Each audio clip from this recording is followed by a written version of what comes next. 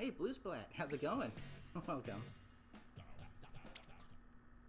How you doing?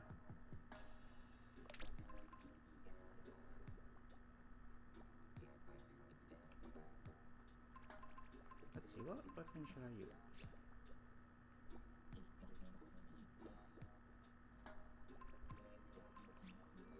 Let's start off with the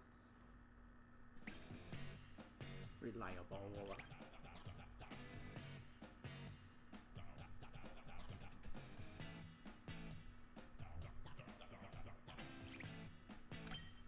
If you'd like to join me, you certainly can. This is probably going to be the last Splatoon 1 stream.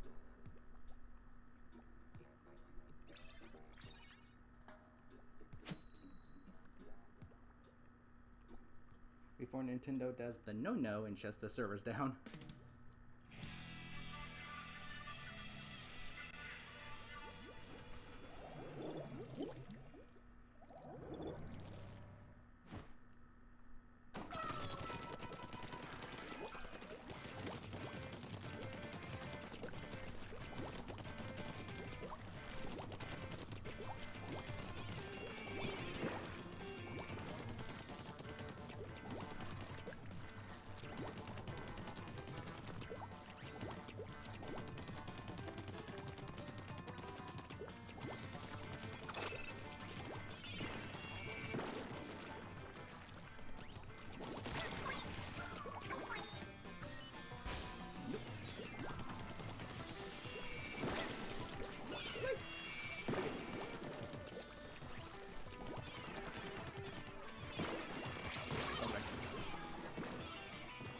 It would have been nice if Nintendo waited another one more year before shutting down the servers. That way it would have been an even 10 years. But no, this is Nintendo.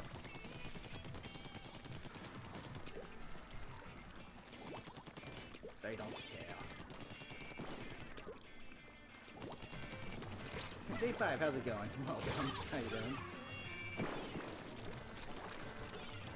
Play last hours in Splatoon 1? Yeah. Oh, you don't have a Wii U? Dang.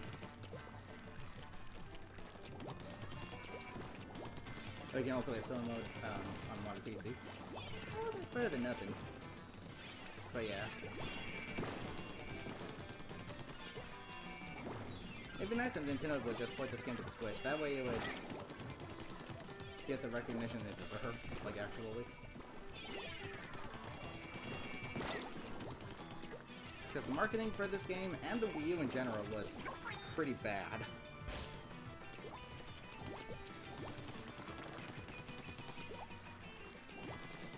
Not sure why, maybe it's because Nintendo is a little stingy, obviously.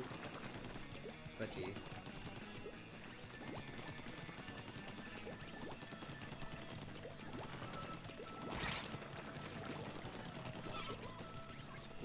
Good.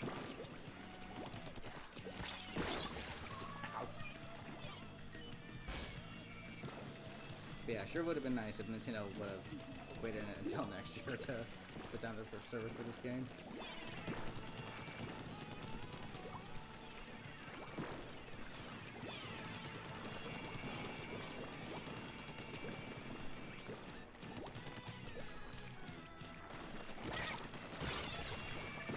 Boink.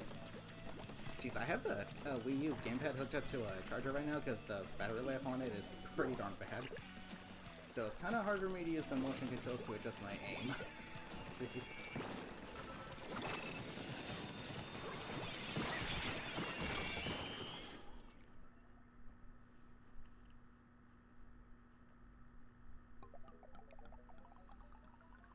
Bleep. Did we have a DC on our team or something, or was someone just hanging back the whole time?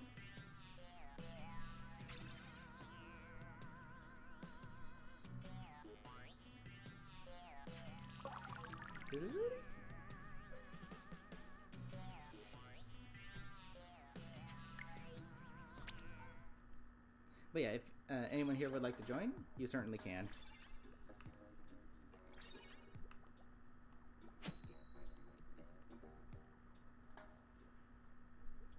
And to say hi? Need to sleep before. I get you. Thanks for dropping by, though. Have a good one.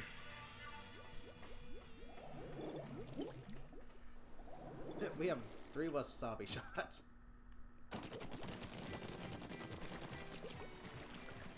Something else that I don't know why Nintendo removed from Splatoon 2 and 3, but you can see your main abilities underneath your, you know, special gauge. Not sure why they removed that. It's a really nice feature too because it shows you which abilities are still, you know, are active. So in Splatoon 2 and 3, you had to guess if, you know, Last Ditch Effort or Opening Gambit was, you know, still active. You had no idea of knowing. But in this game, it shows you which abilities are active, so I'm not sure why Nintendo got rid of that. It's kind of stupid. See, like, if I'm in enemy ink, it shows my ink res is active.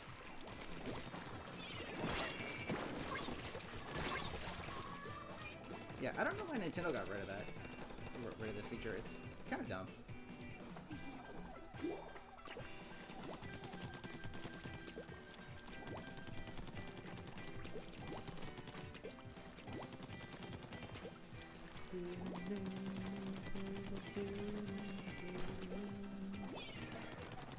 Can I hang back here? Is someone basing right aim? No, but they tried to.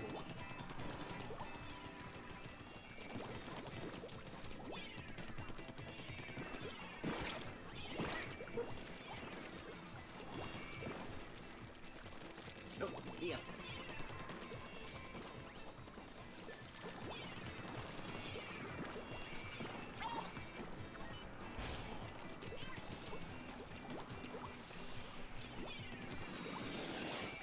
Gotta move.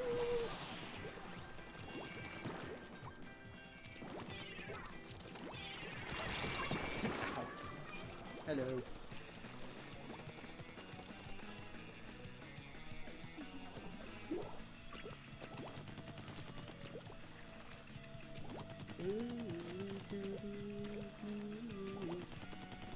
I think you can see Port Mackerel from this stage. I'm not entirely sure about that though.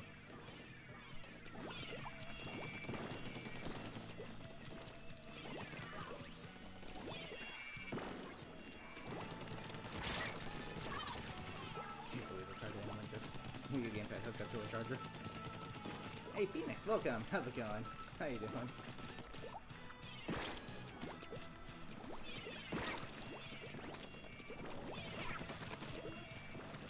Nice try, Pale. But I am very observant.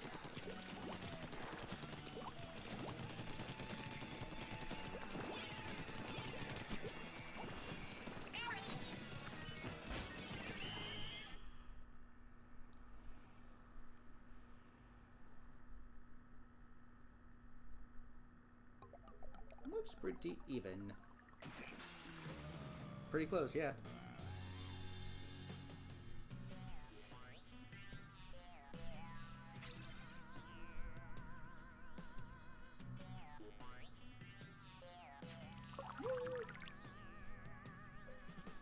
John, welcome. How's it going? Hope you're doing well. Let's switch weapons.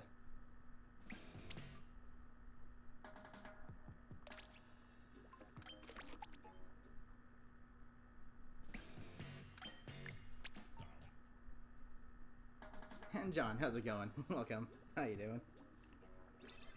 If any of y'all would like to join me, you certainly can.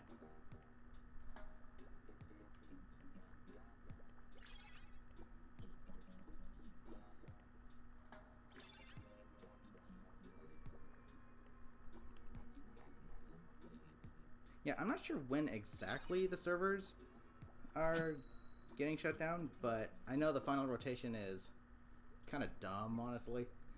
Why would Nintendo be so stupid as to not put Urchin Underpass as one of the maps in the final rotation? Oh yeah, because Nintendo don't know their own games, that's why. Not gonna put the most iconic map in the series in the final rotation? Yeah, I did think so. Can't expect Nintendo to do something sensible like that.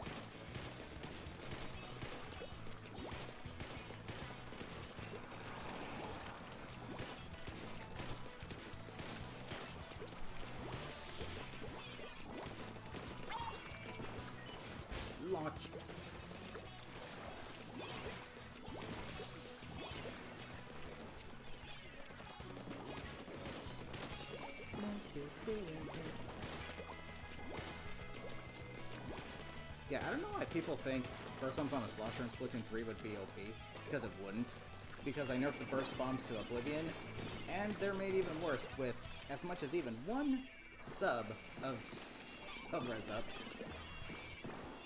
So yeah, people that say burst bombs on a Slosher would be OP in Splatoon 3, yeah. They have no idea what they're talking about.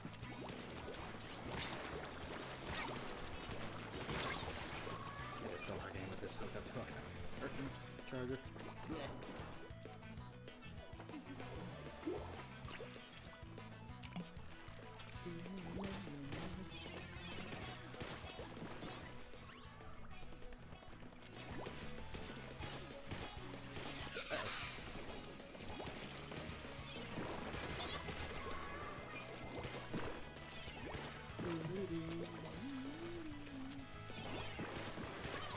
Gotcha.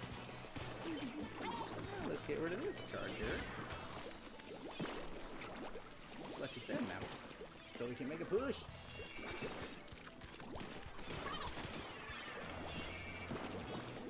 We gotta go.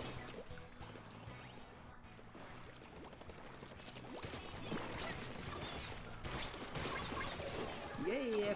Double sloshed.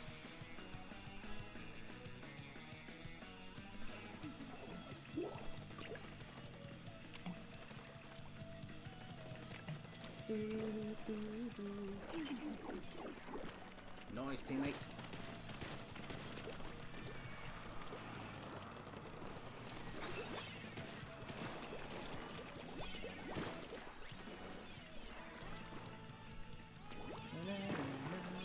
Now I know if someone's back there.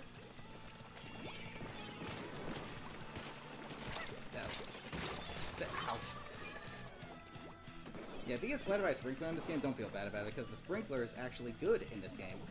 It can actually do damage. And it can actually ink. And it doesn't get destroyed in one hit by someone who wasn't even trying to attack it. Seriously, Nintendo nerfed the sprinkler to absolute oblivion in 2 and 3. I don't know why they did that. It's so stupid.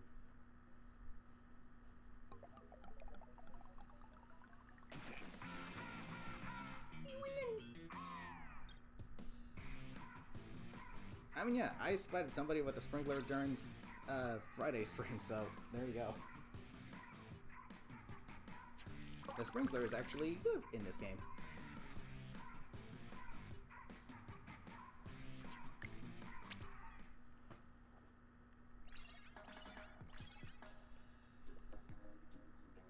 Don't really care too much for the map rotation this time around. At least not this one. Meh.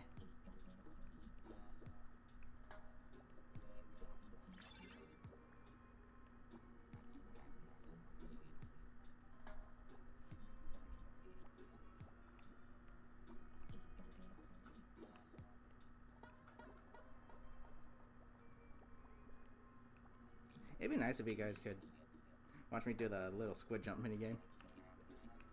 That way you're not staring at the list of players. You're on the main screen.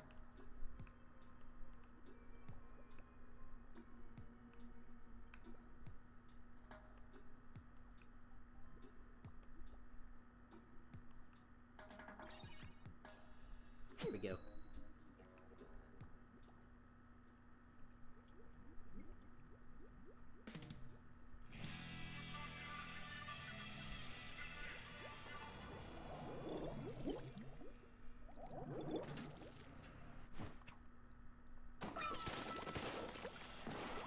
Let's go.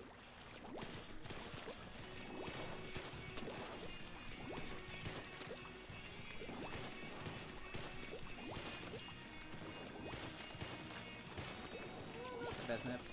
I mean, yeah, even Splatoon 1 had its, you know, fair share of bad map design. This is one of them, along with Port Mackerel. But I'd still rather play on those maps than any of the default Splatoon 3 maps.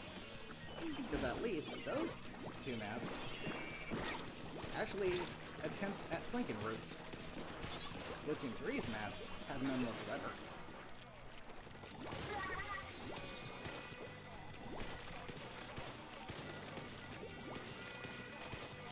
Not sure why the devs or the map designers are allergic to flanking routes. Maybe because they're charger mains and they don't like getting points, so they give themselves an innate advantage. Make themselves look artificially good at the game.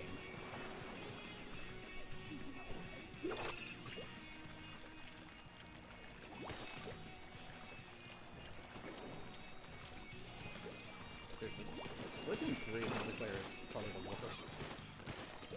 Literally, an E-leader with respawn punisher controls the flow of the match, and that is just stupid. Where's the skill in that? Where's the fun in that? You can't tell me it's enjoyable being a charger main when literally no one, tries to even play because of that, and you can't tell me it's fun to be pinned down all the time by a charger main.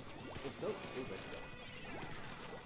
Instead of washed up multiplayer Splatoon 3 so badly, it's not even funny. They probably hired amateurs that have never seen a Splatoon game before in their life. They probably just hired some random people they ran into and were like, hey, you want to design our after this game? Sure. Do you know what our game looks like? No. You're hired. That means we get to pay you less.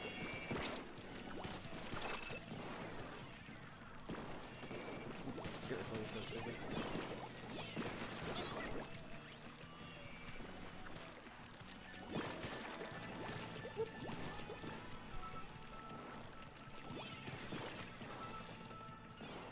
Hey, somebody.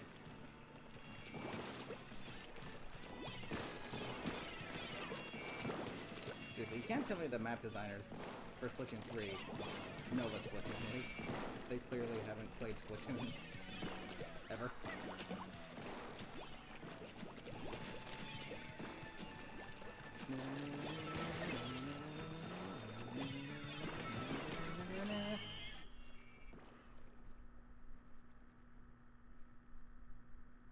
So yeah, but this map, once you're pinned down, you're kind of screwed. But hey, at least it has some kind of flanking routes to it.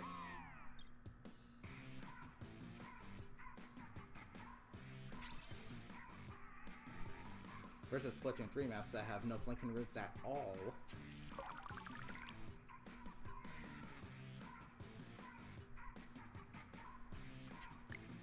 Okay, which weapon should I go now?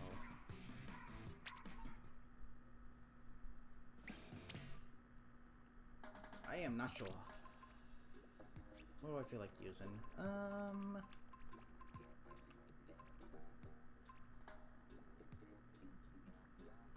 Let's go Vanilla Splattershot Pro. I kind of like this Splattershot Pro a little better than the Berry, just because it's got a more traditional kit. I'm not the biggest fan of the Bomb Rushes, but Suction Bomb Rush is actually pretty good, because of... Like, Suction Bombs, like, by themselves are kind of meh. But if you spam them, then yeah. Really freaking good. Because it's like instant pressure applied to such a large area, like really quickly. And their delayed explosion actually complements the spam, so...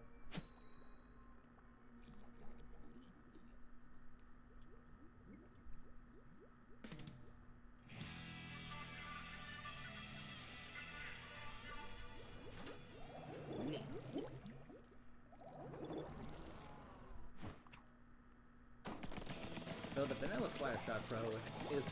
The Vanilla kit is the same kit as the Wasabi Splattershots kit. Splat Bombs and Ink Strike.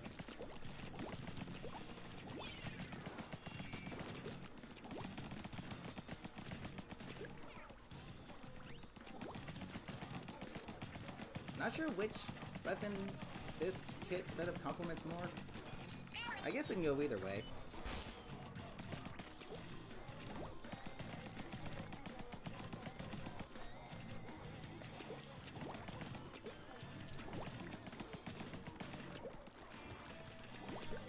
I was about to say, did we have a PC on our team or something?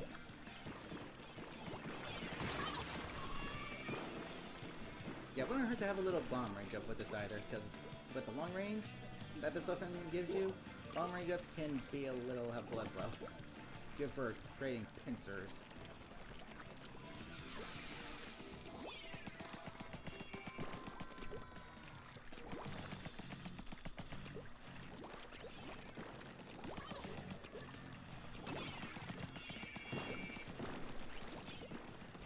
I know you've got a squid beacon over there.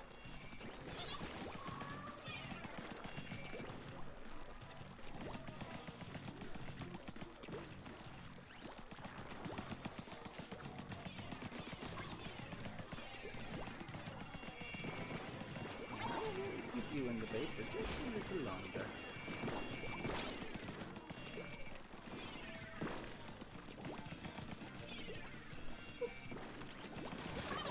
Hello.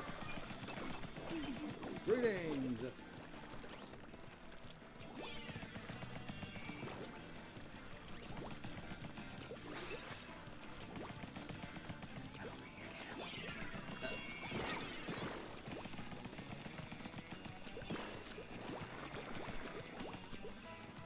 Was I inadequate distraction?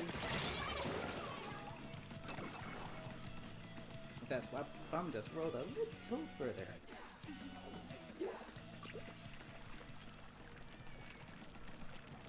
One of the things I really like about Splatoon 1 is that there's no ability that feels outright useless.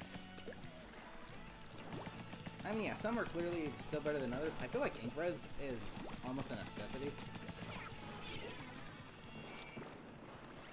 Especially if you're a slower, more sluggish weapon like the Splash Shot Pro. But other than that, every weapon in this game, I feel like, actually works.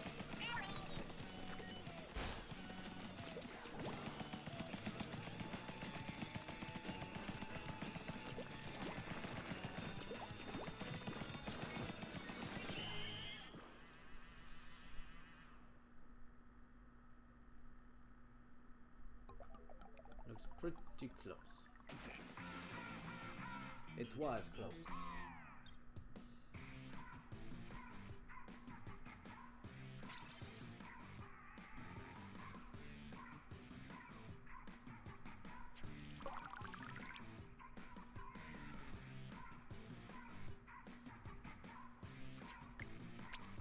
I should probably use some of my super sea snails.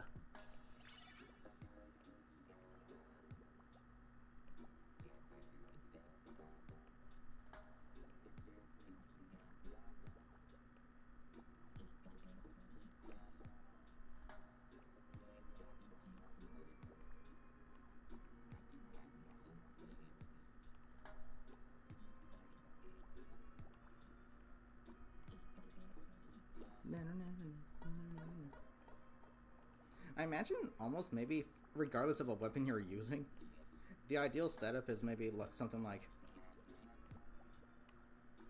1 main and 3 subs of damage up, 1 main and 3 subs of defense up with Ink Res, and 3 subs of quick respawn. That feels like a pretty solid setup regardless of what weapon you're using.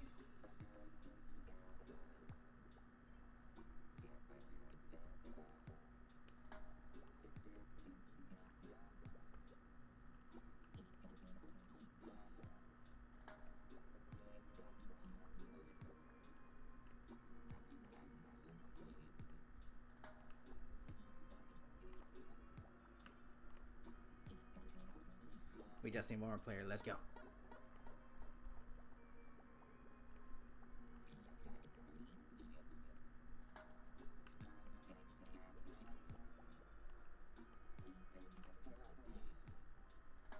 Da, da, da.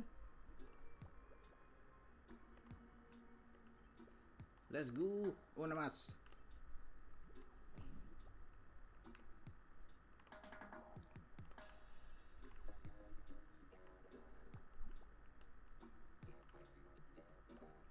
Una más, por favor.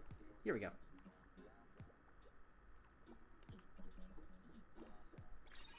Yeah, typically when the timer increases, that means someone's coming in. So, good.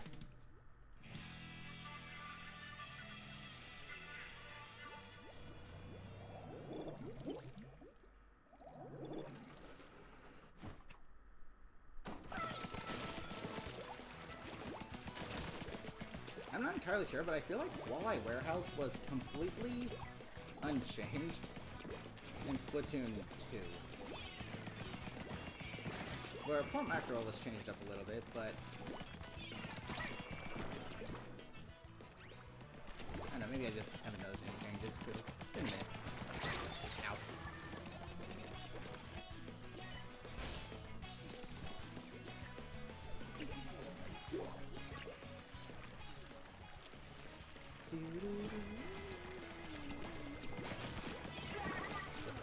That's a charger. I'll take the trade. Jeez.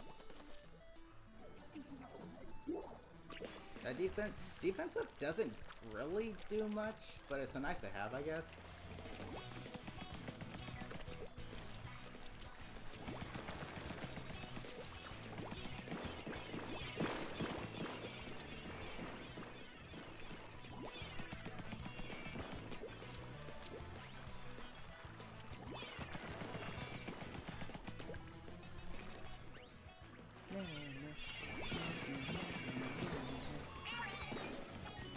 Boom.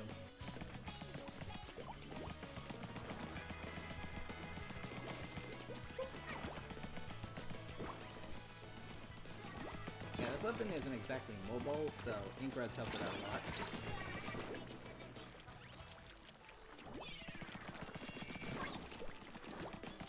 Ooh, they're lagging.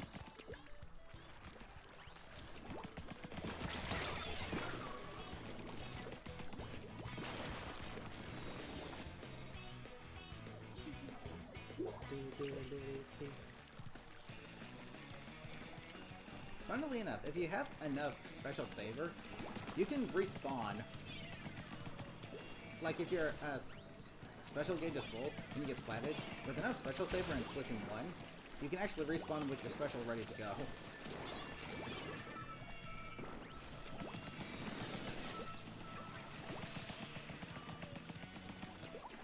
So it's like having Tacticooler. In Splatoon 2 and 3, however, the Tacticooler is a lot. Because even if you have max special saver in Splatoon 3, you don't respawn with your special ready to go.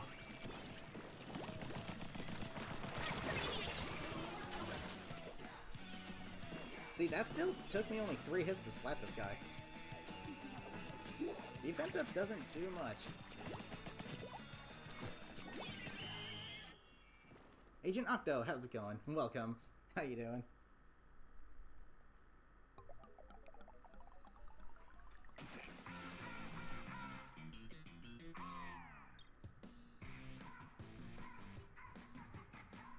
Yeah, max special saver in Splatoon 3 will not have you respawn with your special ready to go, like Nintendo would like you to think with the Tacticooler. But Nintendo lies about everything, so yeah. That's why he later Splatoon 1. It'd be nice if Nintendo ported this game to the Switch. I know it seems like that'd be kind of redundant, given how we have Splatoon 1, 2, and 3 on the Switch, but here's the thing. When it comes to games like this, especially with Splatoon 1, a game that was really poorly marketed combined with the Wii U's poor marketing, it just wasn't really well known. So I feel like if they ported Splatoon 1 to the Switch, that would be great.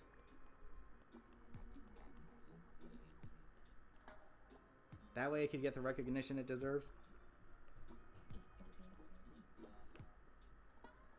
Heck, maybe with Nintendo's next console, they might, I don't know, make a bundle of all 3 games, kind of like how they did with Mario Party or Mario's 3D All-Stars. That'd be pretty neat. I'd be down for that. All 3 games on one console and on one cartridge? Heck yeah, dude. Why not?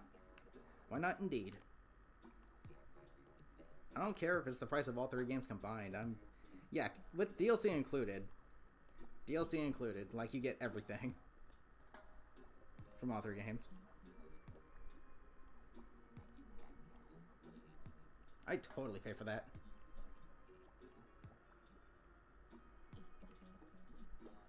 Use that with the pure respects to Splatoon 1. I would if I wasn't that busy playing.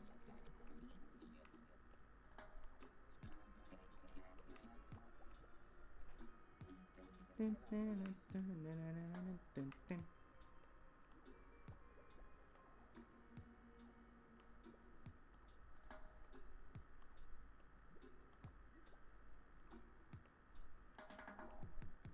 we seriously not going to get another room? Come on.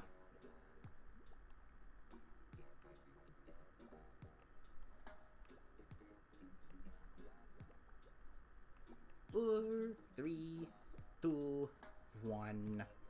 Frick's sake. Oh, good, a new rotation. Let's see what the maps are. Urchin underpass, urchin underpass, urchin underpass, urchin underpass.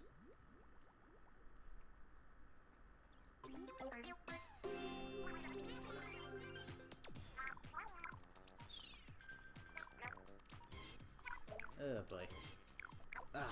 I don't care for either of those maps. Gosh darn it. I don't care for either of those maps. 25 hours remain. Yes, indeed. And welcome, Subspace. How you doing? Hope you're doing well. If you'd like to join, you're more than welcome to. Oh, that's kind of stupid. Doesn't count your wins for the previous lobby. What the rotation? The heck? That's pretty weenie.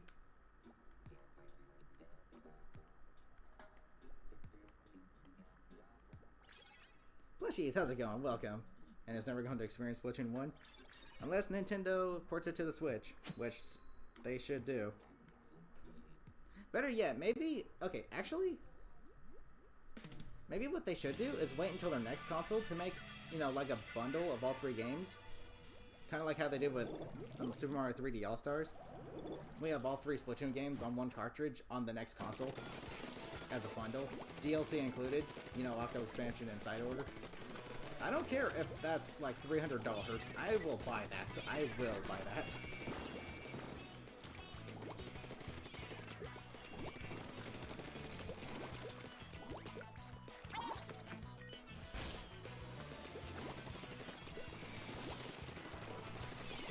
Like,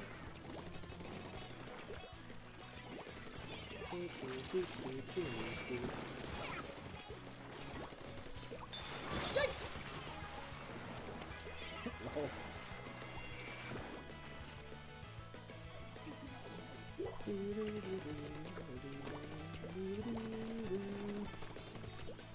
It'll be April 8th, basically. Splatoon 1. Yeah, freaking sucks.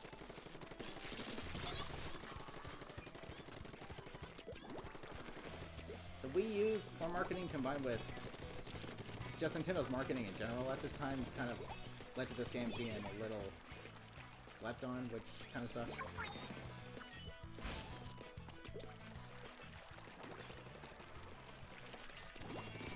But at the same time, even when I did find out about the game, I kind of skipped down on it because I didn't think it really appealed that much to me.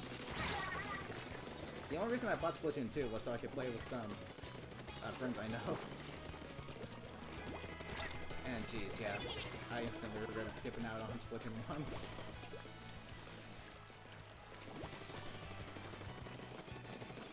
But the thing is, even when I found out about Splatoon 1, it was kind of during the time when, you know, Chugga Conroy was making his videos on it. So I'm not sure how the game played at that time. I'm not sure if it was dominated by hackers during then or not, so... Yeah, I'm not sure. Oh. Gotcha, an Octo Brush. Nettie, how's it going? Welcome. How you doing? No, Sprinkler, save me.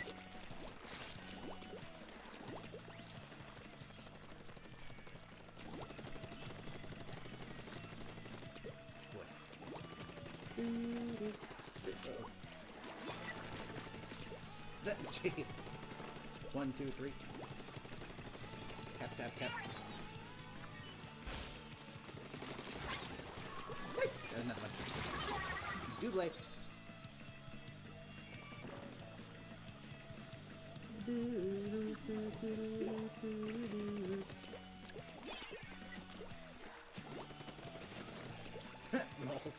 Like that's ever gonna happen.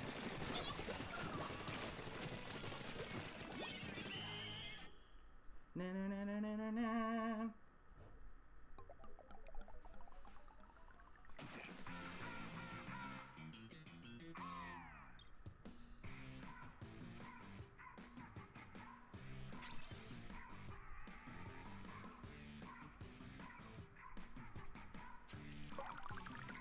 So yeah, if anyone here would like to join, you're more than welcome to. I'm gonna do one more match with this weapon, and then I'm gonna switch my weapon out again.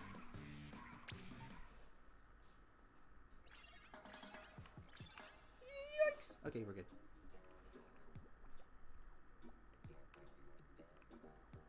Yeah, if you hear me freaking out, it's because of the squid jump minigame. Oh, that's one when that happens. Like, if you do a full charge jump right before the starfish power-up runs out, you'll just go flying. You're going to the moon.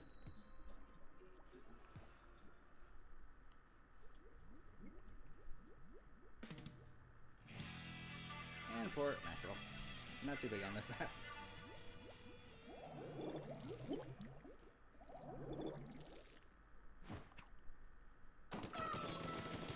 And he made it in. Nice. But yeah, after this match, I'm gonna go ahead and switch my weapon out.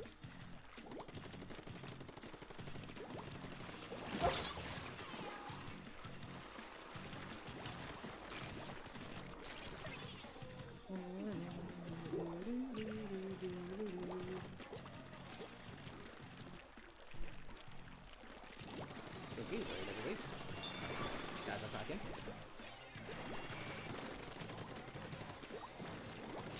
Get bonk.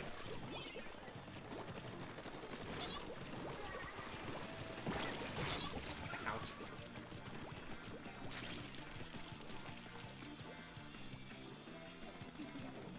To think Seeker Rush is on only one weapon in this game. Urban Roller Deco. Jeez, the sprinklers and the beacons in this game have like twice as much health as a player. Holy shoot.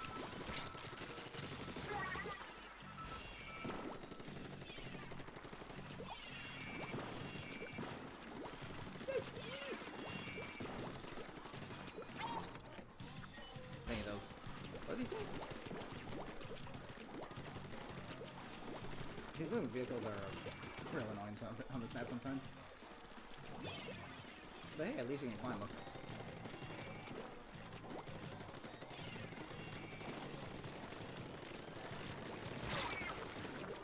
Food.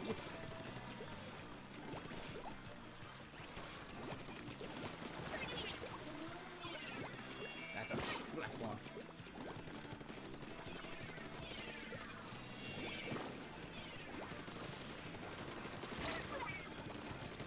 Hello.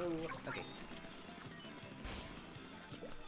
I think it's just weird, or this might feel like it was a little longer than 3 minutes.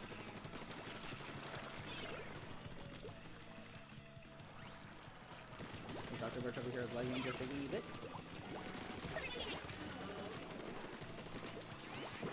See ya.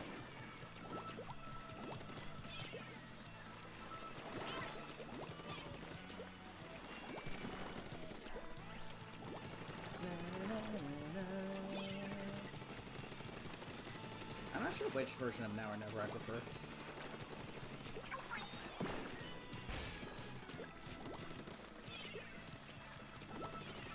I mean, in my opinion, I think Splatoon 1's battle music is the best, followed by Splatoon 2's, and then I think Splatoon 3's battle music is kind of just all over the place.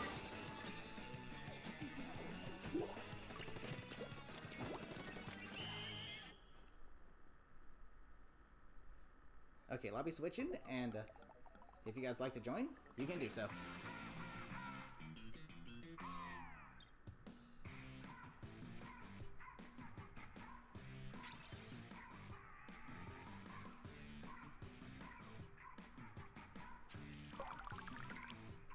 Bleep.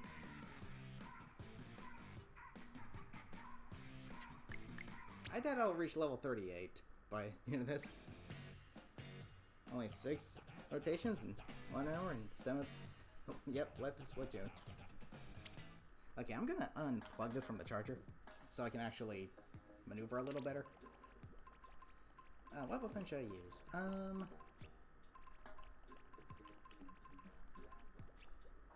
What do I feel like using?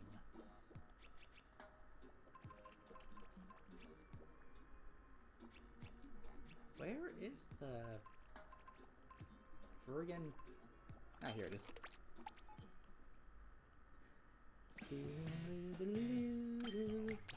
Let's go.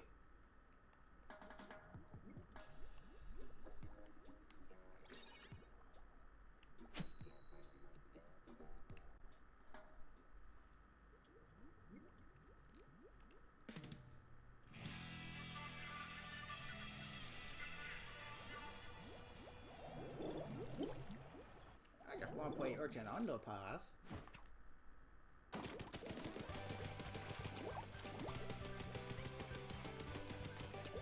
I think it's funny how my favorite kits of the pretty much basic shooters, the ends, you know, the splatter shot and 52 gal and the NZAP, all three of my favorite kits of these weapons have the aim strike.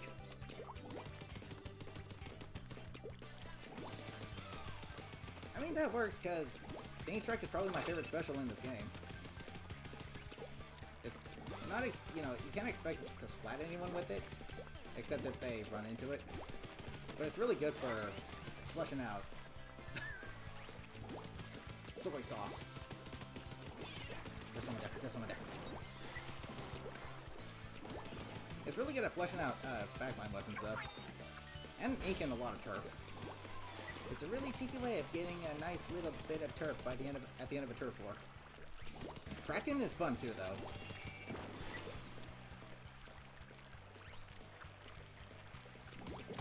Ow.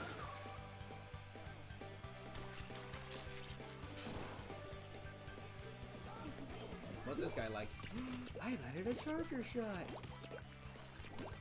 I mean, charger shots are a lot easier to land in this game because I think the hitboxes are a little bigger.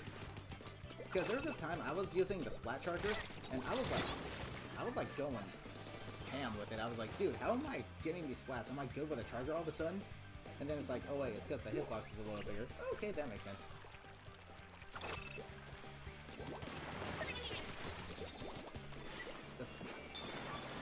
Hey, Kraken. What's cracking? Oh, can I pick you from here? That was stupid. Not sure why I did that.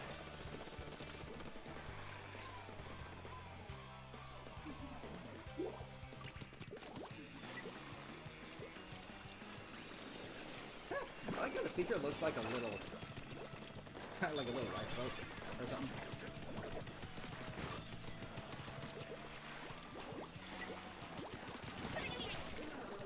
Double. Okay, so now that I have people joining me, I'm gonna do 4 matches each lobby now.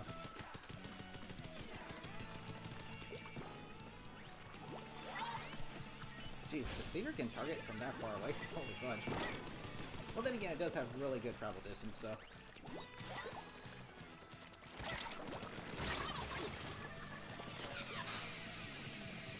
Killer Whale's also a really fun one. Couldn't miss the Seekers. I mean, technically they're in Splatoon 2 and 3 in the form of the curling bombs, but yeah.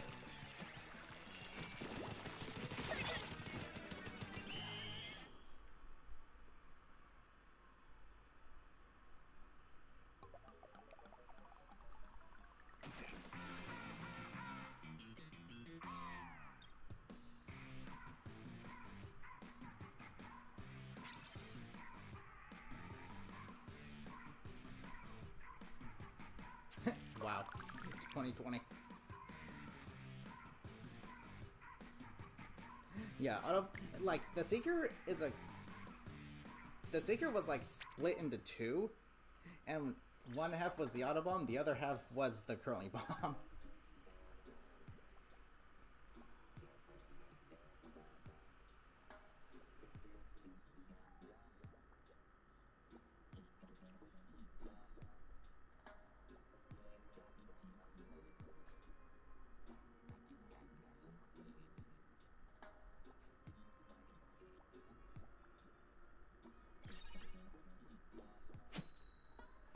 Anyway, back in.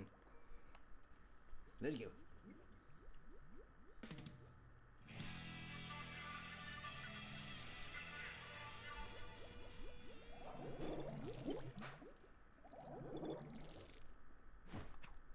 Let's go.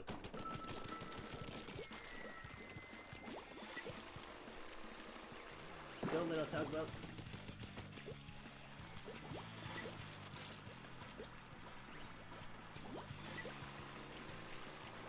Seekers are pretty darn good on this map just because of how hallway-y it is. Yeah, Splatoon 1 still had its fair share of pretty bad map design. This is one of them. But at least it has some form of flanking to it. Whereas Splatoon 3's maps have none.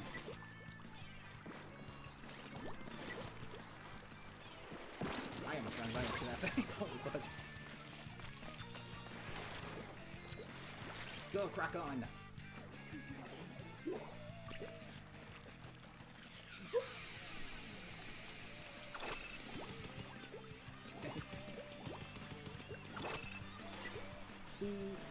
It's the Inkling's final smash. So by that logic, you'd think it's the strongest special. But at the same time, it's kind of like that's really the only special they could really fit in.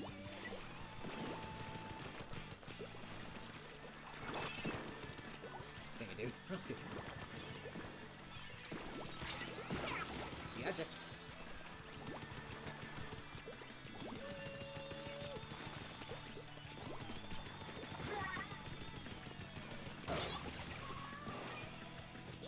You just see this charger lizard just slowly easing up to it, just like, hello.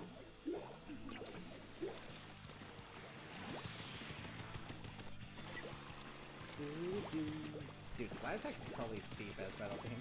That's just my opinion, though. It's definitely my favorite basic battle theme from the Splatoon series. Go get him, Seeker. Seek him out.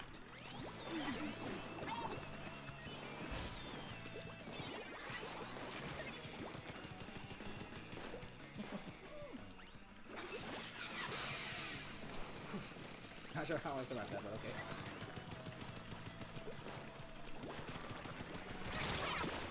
Dang, this weapon is inaccurate. It's fun, but very inconsistent. Uh-oh. Oh, that's just the result of being strike. I was like, ooh, someone in our base. Oh, fuck.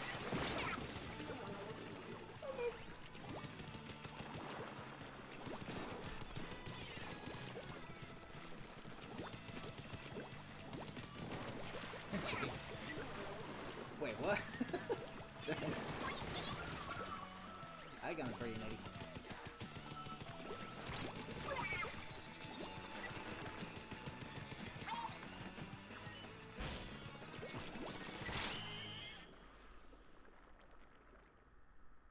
That looks pretty close.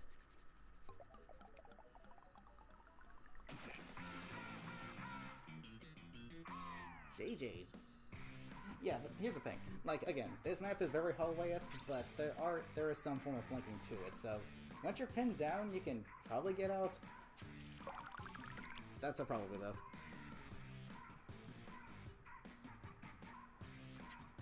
Slightly damage the charger.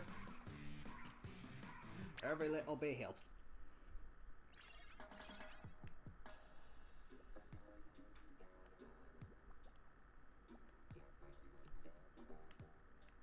Doo-doo-doo. Smokin'. I kind of like the way they did the flags in this game for the weapons. It was just per rotation, therefore you didn't have like this obligation to get it to a certain level and then, you know, refrain from using it because you didn't want to lose that freshness flag on it. Especially when it's not entirely up to you. The random queue in Splatoon 3 is pretty atrocious.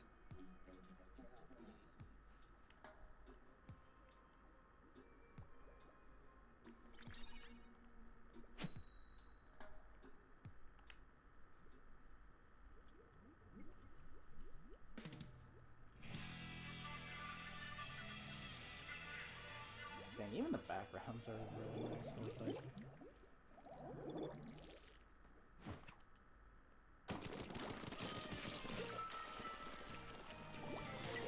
There are 3 multiplayer battle themes in Splatoon 1 that really kind of stick out. This is one of them.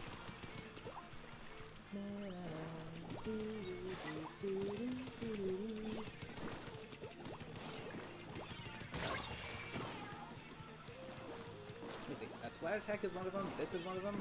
And then the other one? I can't remember the name of it. But yeah, there's like 3 in particular that just really stand out to me.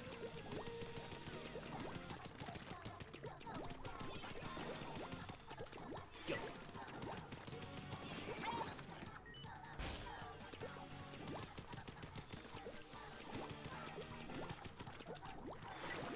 Uh-oh.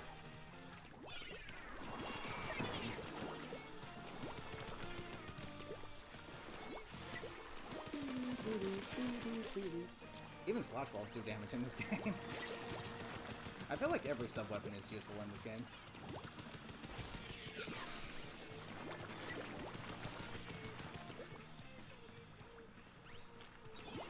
Greetings!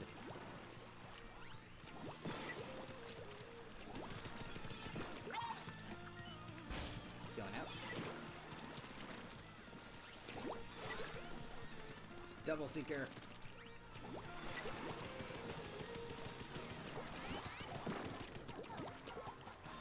Seekers are very expensive. I feel like they're 90% of your intake.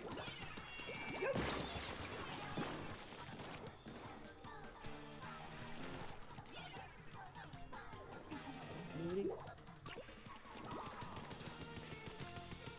Go.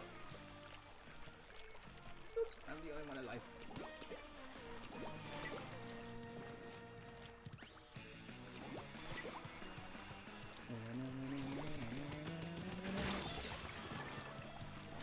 How the heck did you hit me? I was behind the whatchamacallit.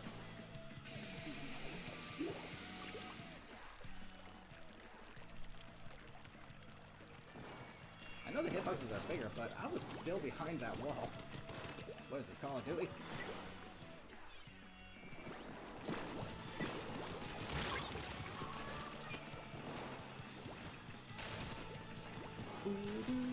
Unless your weapon counts as a hitbox. Or maybe this game is so finely tuned to where the hand holding the weapon counts as a hitbox. And my hand was just right out the corner.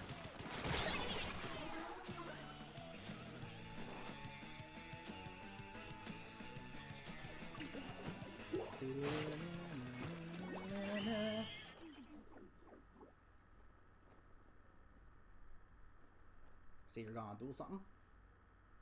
No. Close game though.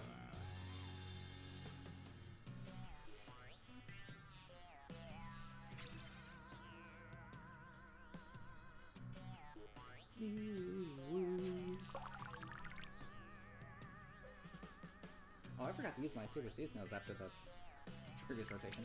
Ah, whatever. Like I said, I'll go one more game with this weapon and switch it out.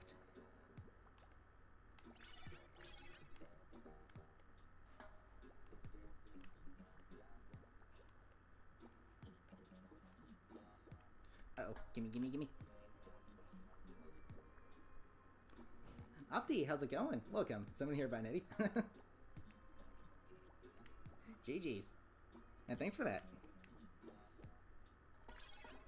I might go a little longer than usual this stream, simply because it might be the last Splatoon 1 stream. Unless I can somehow squeeze one real quick one in on Monday. But, not too sure. Because I don't know when exactly the servers are shutting down. I know the, maps in the final rotation, which are kind of bleh. It's kind of dumb they don't have Virgin Underpass as one of them, like the icon. Why isn't that in the last rotation?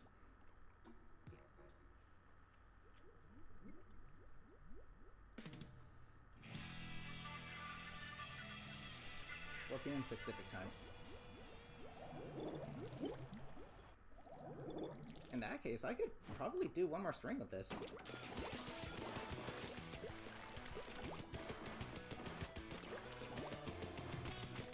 Playing the game to get all the weapons. Yeah. I managed to get every weapon during Friday's stream. The only weapon I'm not gonna get is the Octo Shot replica, which kind of ticks me off. That's a level 40. That's a level 40, right? And then 45 is the Octo Tee. I would have liked to have done the Octo Tee. That's one of my favorite shirts.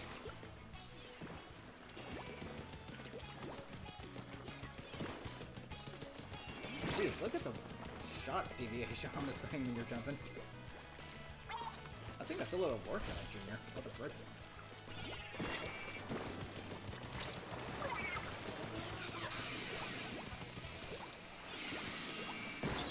Ow. Speaking of a junior.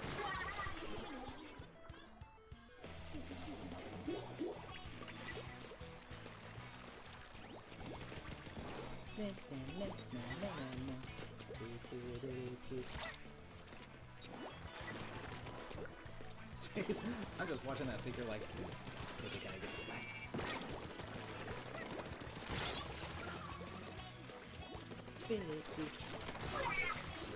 Noise.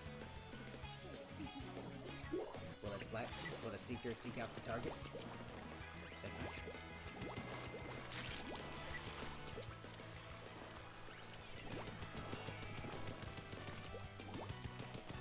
Give me the... Oh. Kill it, kill it. Dang, I do not like how inaccurate this weapon is.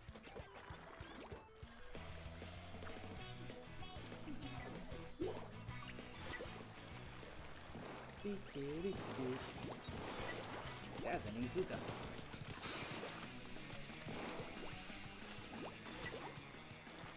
Funny thing about... Okay, I like how there was actually an in-game lore reason why they toned the specials down in Splatoon 2. It was something to do with, like, they were strong enough to make every player, like, a one-man army or something like that.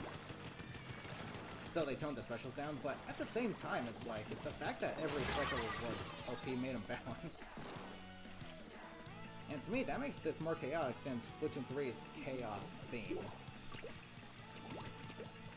So, kind of counterintuitive, don't you think, Nintendo? Then again, everything they do is counterintuitive.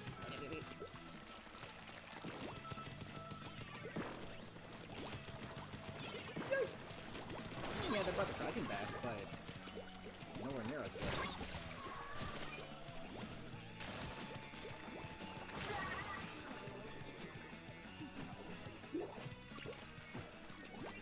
Oh my gosh, why do people just stand there if they're losing? It's like, if you're losing, then don't give up. You still have a chance to win if you at least try. But if you give up, then you're pretty much guaranteed to lose. That was a close game. Holy fudge. Kevin, how's it going? Welcome.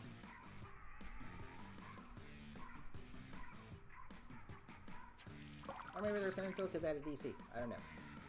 Hard to tell. Gonna miss this game?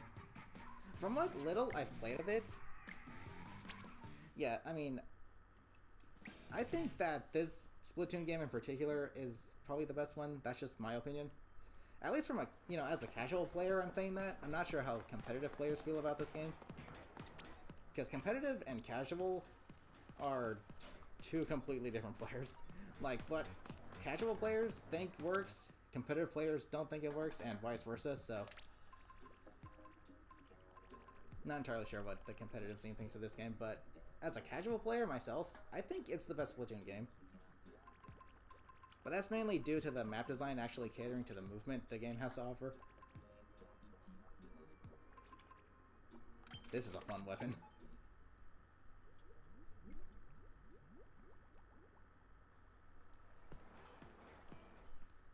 I mean, heck, even in this game, like, Nintendo really, like, spared no expense when it came to the attention to detail with this game. The map design works really well, and the backgrounds are all really gorgeous.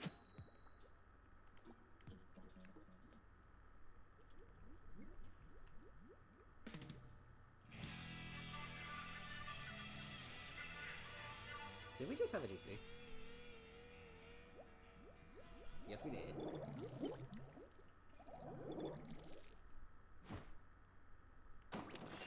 Oh well. At least we still get to play. Seriously, something I don't understand is how in both Super Smash Brothers and Mario Kart 8 Deluxe, if someone disconnects, their, an AI, it's there instead. Why can't they do that with Splatoon 3? I don't understand it. They've demonstrated they can clearly use functional AI in the Splatoon series. Jeez. But instead, no, it just halts the game for everybody. Yeah, I mean, granted, AI isn't as good as a player, but you know what? That's a heck of a lot better than having only 3 people, because at least AI can still ink.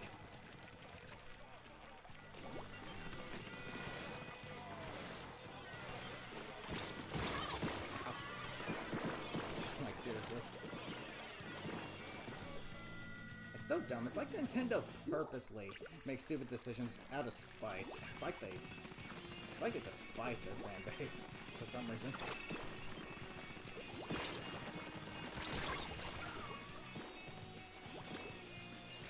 That's a lot of damage here. Now this guy just is like, oh, forget it.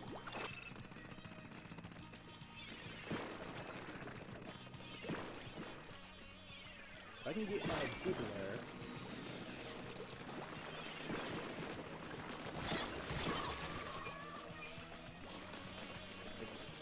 What happened? The special depletion system is actually pretty neat too. Again, I don't know why Nintendo got rid of this little feature where you can see your main abilities underneath your special gauge. That'd be nice to have in Splatoon 2 and 3, especially with abilities such as opening Gambit, so that way you know if it's still active or not.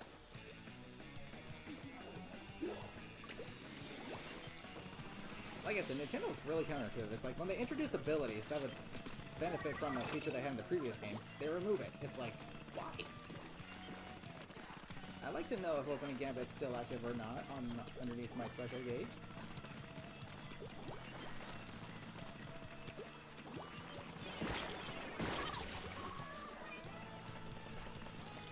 Jeez. Almost got my bubbler.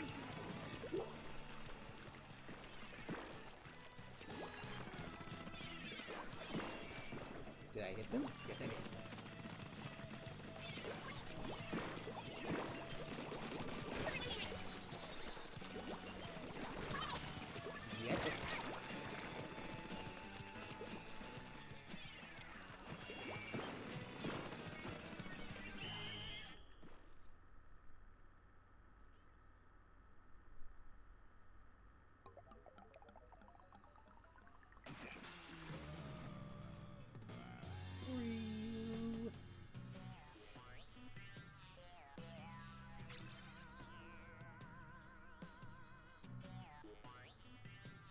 There we go, shot replica.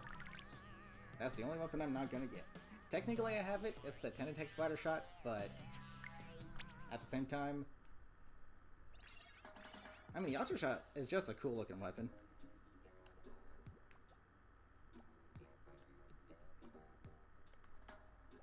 Heck, I even think the weapon design in Splatoon 1 is better than Splatoon 2 and 3. They actually kind of look like the Super Soaker water guns they're trying to replicate.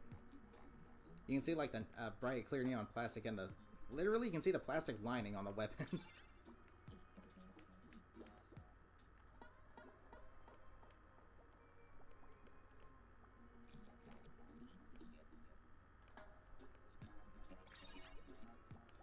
Go, go, go, go, go. Okay. Hopefully we don't get a DC this time.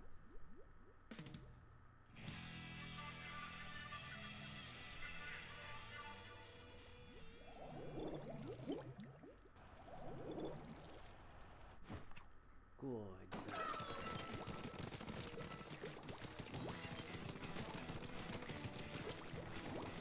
Excusez-moi.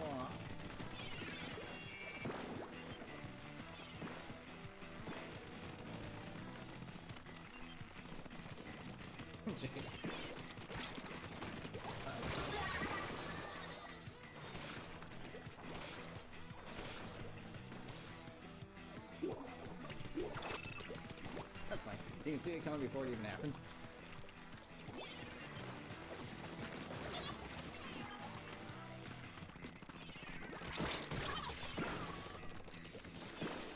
Typically I'd be using run speed up on this thing, but eh. Because run speed up is really good on this weapon.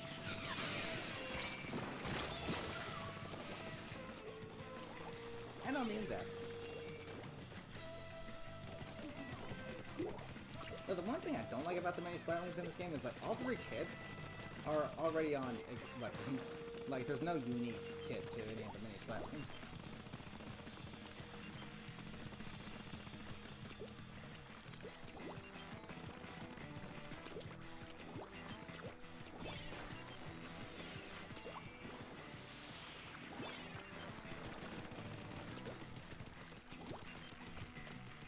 Okay, who's where? No idea. Where's everybody? Jeez.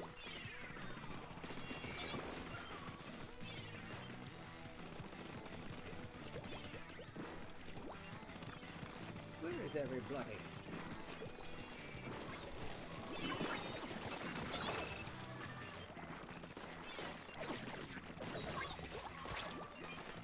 That is one of the cruelest combos. Disruptor plus a bubbler on something like a mini Splatling. Really good mobility, really good range. Jeez, that is a cruel combo. They tried to replicate that in Splatoon 3, but Toxic Mist is not Disruptor. Toxic Mist freaking sucks. And Big Bubbler is not Bubbler. Big Bubbler kinda sucks.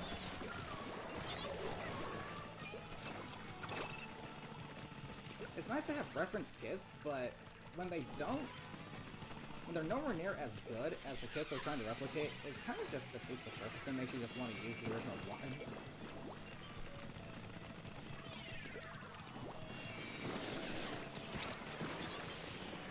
Through the ink strike.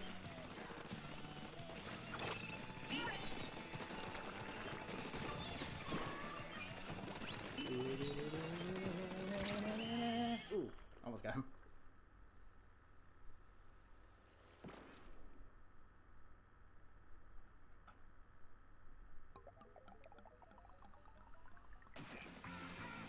Dang, close game.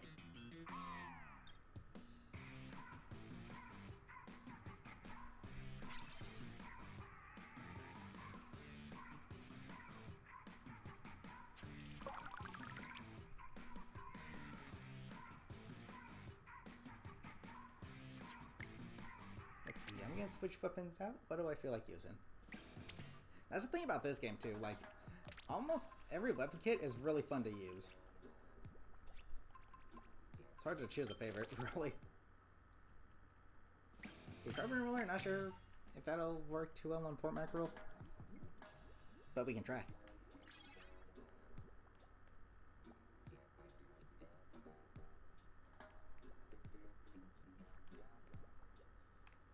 Ninja Squid would help with it, combined with some swim speed up. And in this game, you don't need damage up for it. Because the rollers in this game are actually pretty good. They're not wet noodles like they are in Splatoon 2 and 3.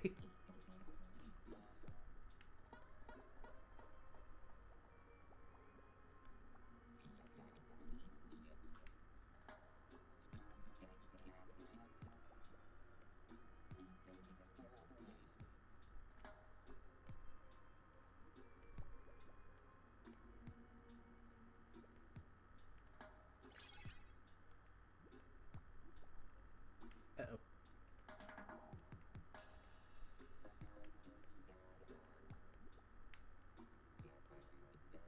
Squid Jump is pretty much just a simplified version of the story mode. The main goal is just to get to the Zapfish. One more. Una más, por favor.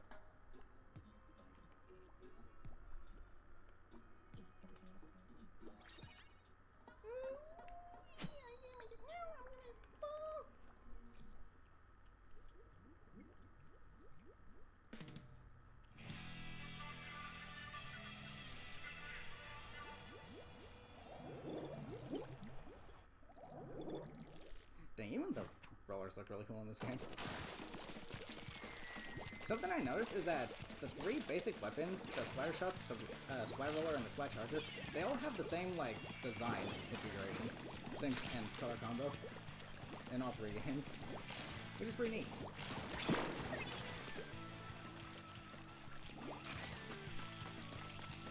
I see you, I'm gonna die. Oh, it's funny.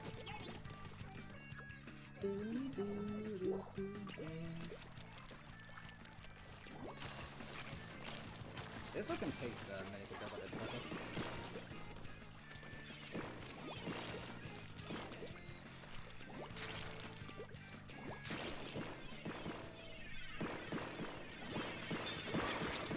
Oh, who the fuck it? Is it mine? Did the teammates crack it?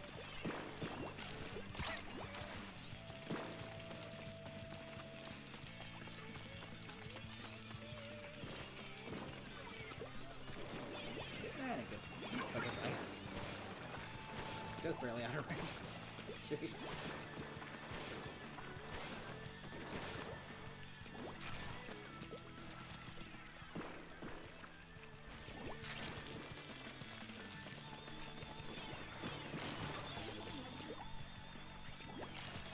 Nice.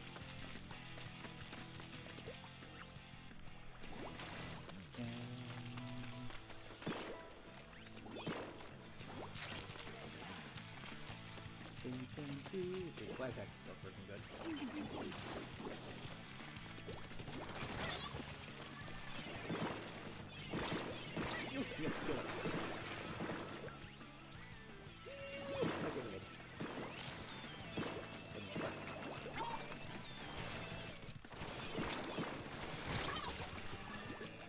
It's cool you can use your sub weapon after pulling out the Inkzuka in this game.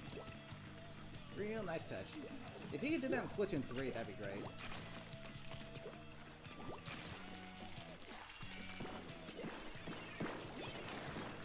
And an Inkzuka with burst bombs is really good because you're not so immobile.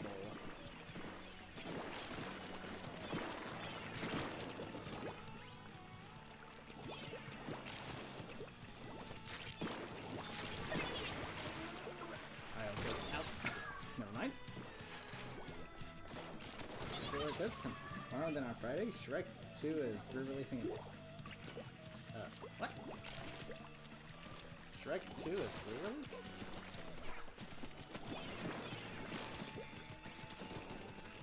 Interesting.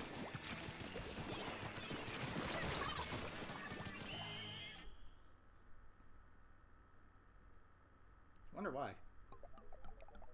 Shrek 2 is re-releasing, huh? Interesting.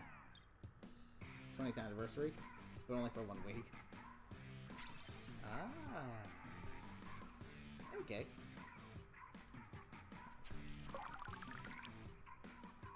That's kind of an interesting idea.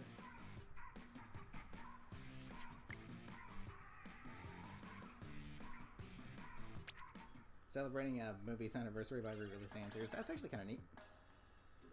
That's not a bad idea. More movies should do that.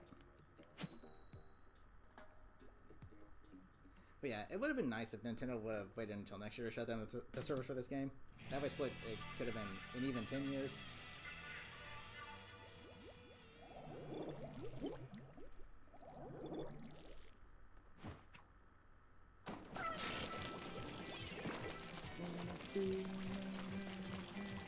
I like how the music sounds like music you hear on like a tropical beach.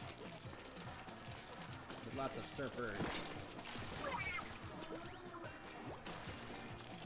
I mean, that works, because aren't those the vibes we should be getting from this game? Other than summertime vibes.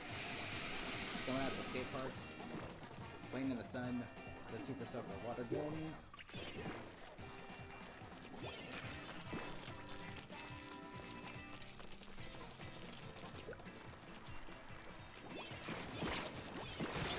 Unfortunately, in Splatoon 3, I don't get either of those vibes.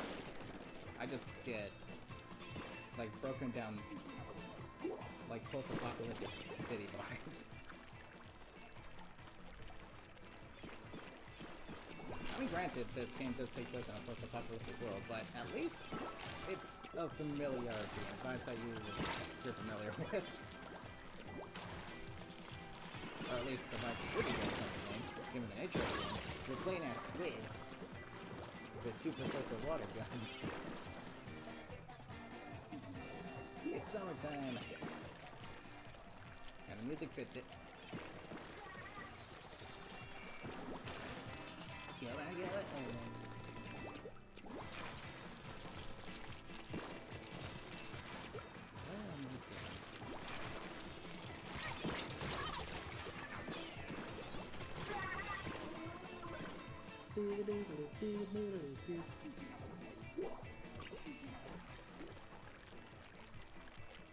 oh, interesting.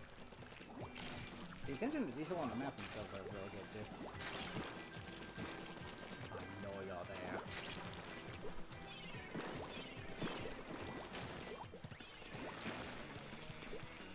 I don't think I've got my Inuzuka yet, jeez.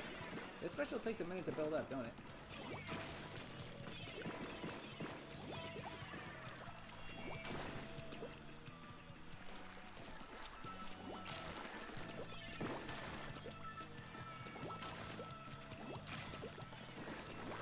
Who's wearing what? Give me my Inuzuka. Give me the fun stuff. Yeah!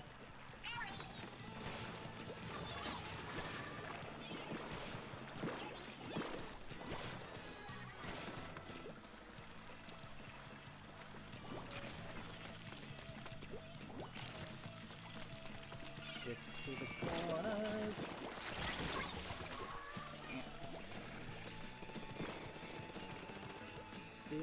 Something I don't get about the Heavy Splatling Remix is in all three games it's got the same design, which makes sense, but you see in Splatoon 2 the tank on the Splatlings looks a lot bigger and bulkier, while the Heavy Splatling Remix still retains the same real slick kind of in-tank looking design. So I think it's kind of interesting. I mean, heck, the Hero Splatling replica has the same design as the Heavy Splatling Remix, so...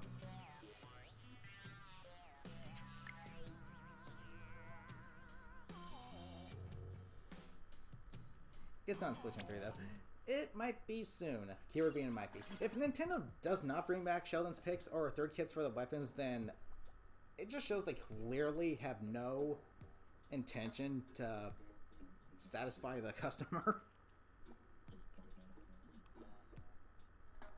The only thing I think that'll keep Splatoon 3 going at this point is if they release a huge, massive surprise update by the end of the game's lifecycle where we get a third kit for literally every weapon, they bring back every stage, and every piece of gear. And you can and listen to whatever battle theme from all three games in the, while playing. I think that'd be pretty good. Either that, or they just need to give another full year of continued support to the game, because it clearly needs it. Those are like Nintendo's only two options at this point.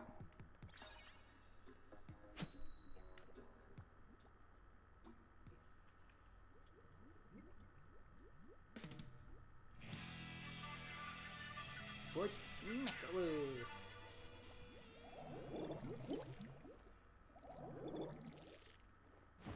Port Macaroon.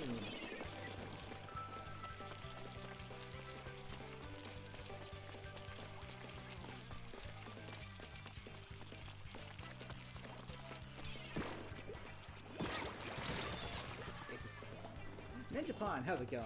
Welcome. How you doing?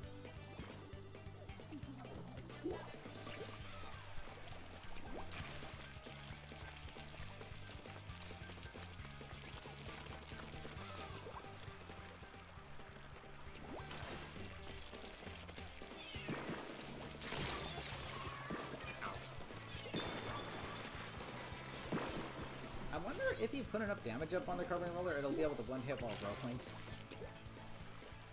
Not too sure about that, though.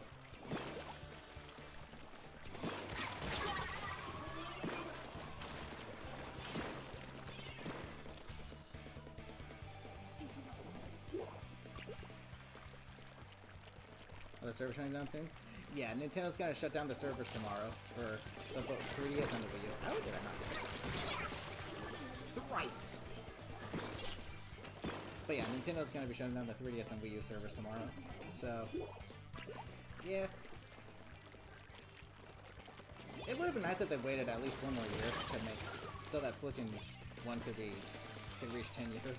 That'd be nice.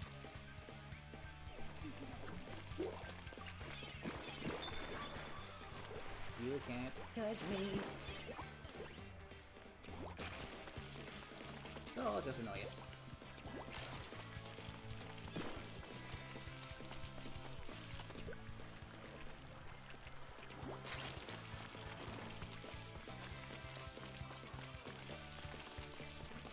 Hang on, are all 4 of the enemy players just camping in our base? What the heck? Fine, now, just in case.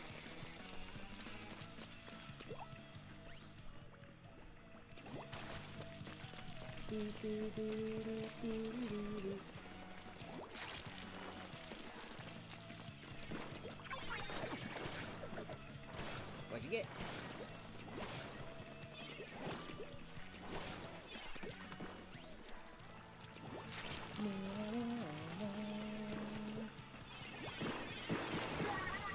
See ya.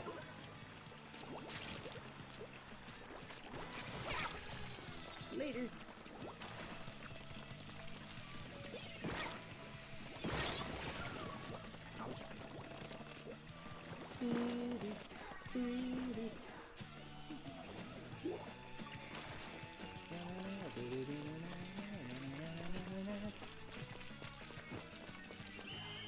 Let's see, which... Yeah, there is an eclipse tomorrow, too.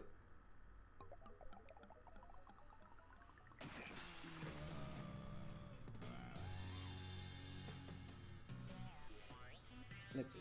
I think I was 4 matches with the carbon roller. Let me go ahead and switch them out now. What should I use?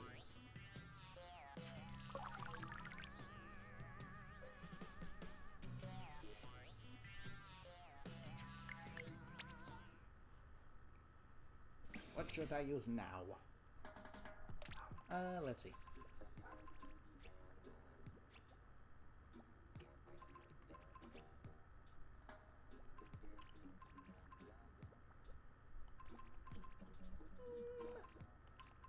Maybe I'll use the vanilla roller.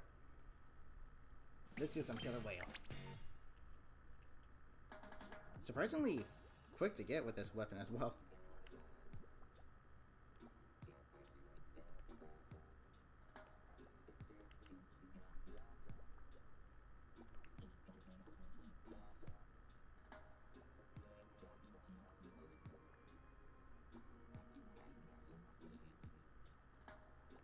That thing literally just happened where, except when the star ability ran out for the squid jump minigame, I hit one of those red fish ones that give you like a boost. It ran out just as I hit them, and I literally just went straight up to the zapfish. Straight to the zapfish. What's my favorite weapon in this game? That's a tough question because a lot of the weapons in this game I actually really enjoy using. I like the wasabi shot. I like the vanilla. I like the vanilla roller. I like the carbon roller. I like the vanilla slosher. Splash Art Pro is also really fun. Permanent ink brush is pretty good. But for like a #1 favorites, I'm not sure. There's a lot of really fun weapons in this game. Nintendo forgot how to make fun weapons in Splatoon 3. You changed weapon a lot in this game? Yeah, there's a lot of fun ones.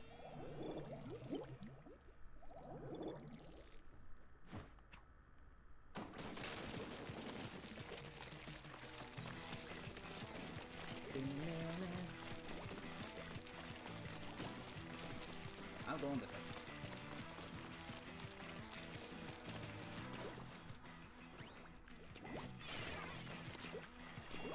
Staying over here. Okay, nope.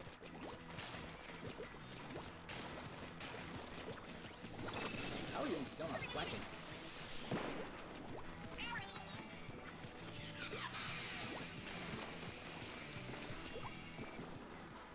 I'll smash. This is probably a really bad idea. Yes, it is a really bad idea. Really bad idea.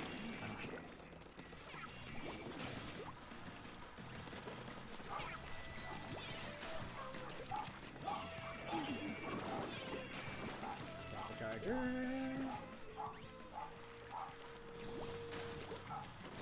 The lures may like a vertical flick, which really makes it hard to climb up surfaces with them in this game, but I still like the way they play a lot better in this game. Oh, freaking voice crack, jeez. But I still like the way they play better in this game, just because they're a lot more consistent. Someone's got to activate that echolocator.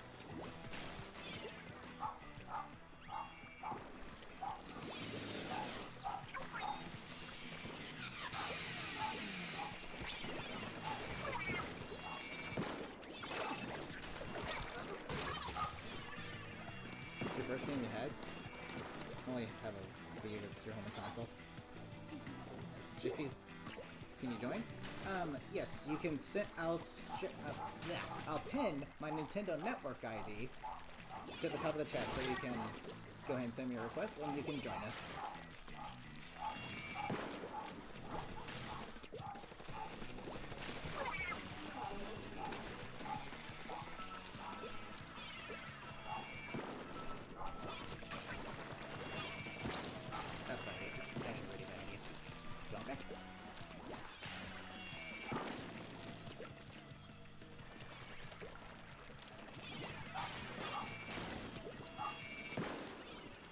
Okay.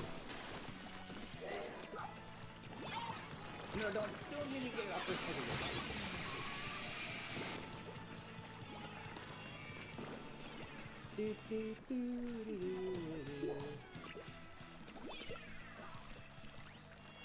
Hey.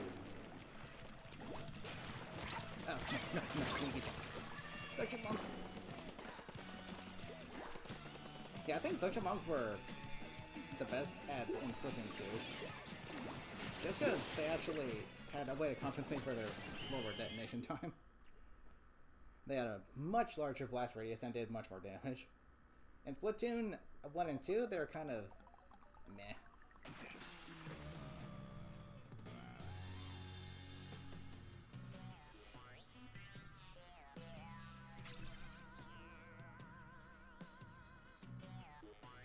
Okay, so here's my Nintendo Network ID. And let me know when you send it, because yeah, the Wii U doesn't do a very good job at letting you know you got a request. Godzilla.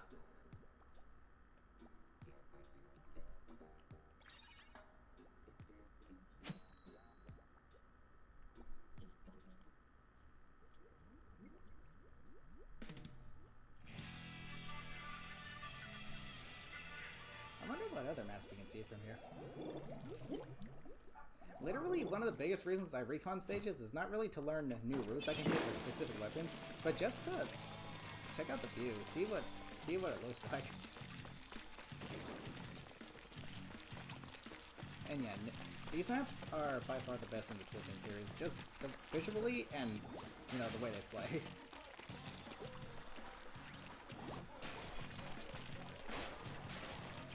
Let's keep you in the base, shall we?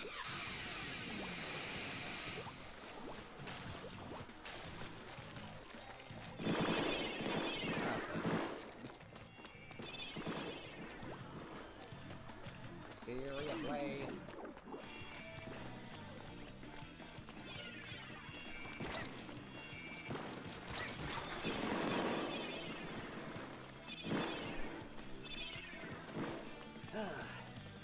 Miss music from this game. I think it had the best multiplayer battle music.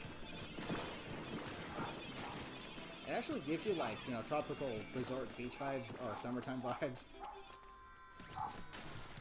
Which is very fitting, given how everything's supposed to be like a super soaker water gun. And it's squids, you know, like marine biology, so it's fitting. Splatoon 2's music for the battle themes are pretty good. I'd say they're very middle of the road. While Splatoon 3's battle music, I just don't like at all. It sounds so all over the place. It doesn't feel like there's any real flow to the music. Splatfest themes are still really good though. And so is the music in both story modes. But the multiplayer battle music, yeah, I think it's kind of, it's probably a durable mess.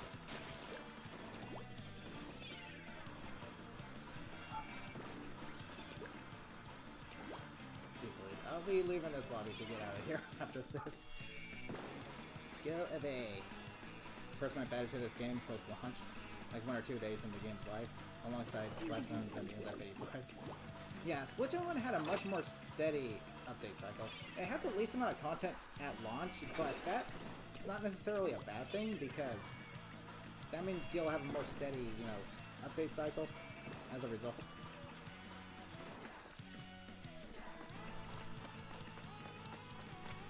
Yep, 1 weapon every week, versus the 3-month wait for weapons no one's gonna use because Nintendo pulled the kits out of hats, so they're no fun. Yeah, seriously, Nintendo just ruined Splatoon 3. They absolutely butchered that game.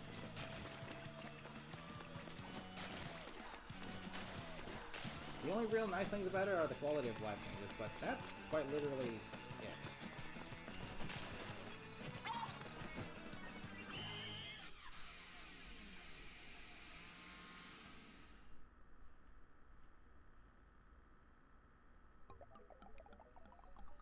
The time Splatoon 2 started kind of going downhill once they added, you know, Bomb Defense of DX and NPU. Those two abilities just ruined the flow of the game. It was...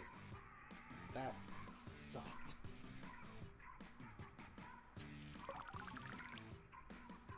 Once they added those two abilities, everything just started getting so... a little too competitive. Like, no fun at all. Got so boring for you so quickly. Exactly. I mean, it got boring for me as well. Like, after the first 3 months of the game, I was just like, okay, I don't want to play this anymore. Because it felt like Splatoon 2, but worse. Yeah, they added new weapons, which are nice, but the update cycle clearly is the worst we've had in a Splatoon game. 3 months of waiting for something that's probably not even gonna be used, because it sucks.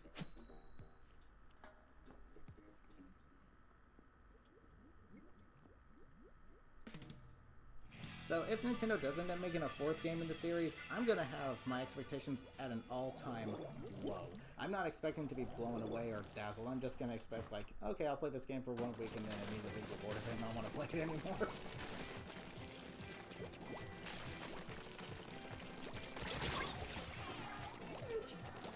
You know, on these streams now.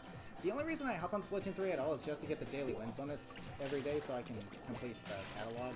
That's literally it. Like 1 or 2 matches and then I'm done.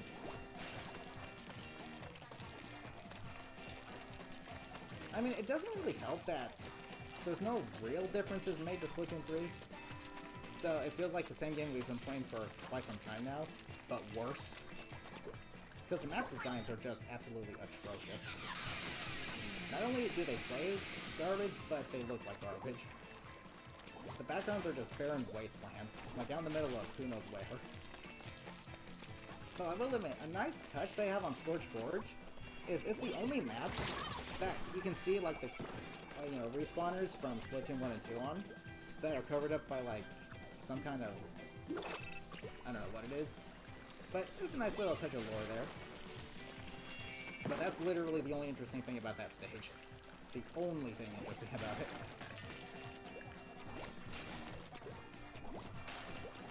And let this guy have fun down here. Meanwhile, I'll be thinking everything you're doing is fun. That's what you get. Stay away from me, you kraken. Where are you going? Who's going where? Who's coming up where? Or no? Who's where? Who's coming? How did that not get you? I didn't know what. Get the Spring Fest gear, Barry? Yes, I did get those. Heck, even the Splatfest in Splatoon 3 are not fun to play. People take them way too seriously, and it just ruins the fun for everybody.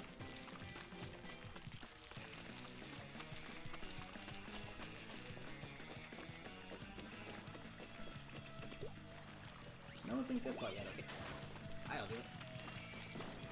Hang on at it.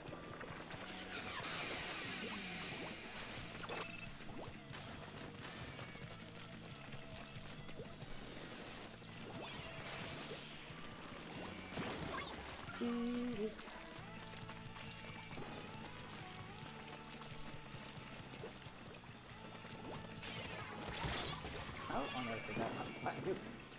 Holy fudge. Oh look.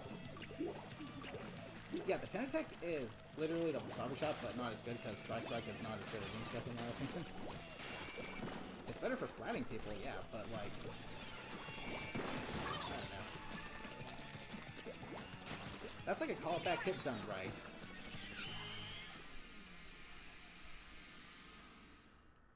To pay for online, I kind of ruined it for you. That's another thing. For some odd reason, whenever Nintendo started having us pay for the online service, the online just got worse. A lot worse. So it's like, you're gonna not only have us pay to play, but you're gonna have us pay to play with a worse experience. Like, can someone explain that logic to me? Because there is no logic in that. Okay, I'm gonna switch my weapons out. Japanese pulls and bunnies are winning. Wow. Friend might just win. Keyword being might. What else should I use?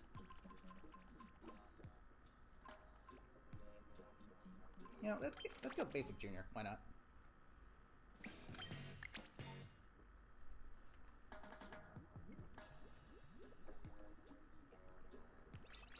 Where is everybody? There we go.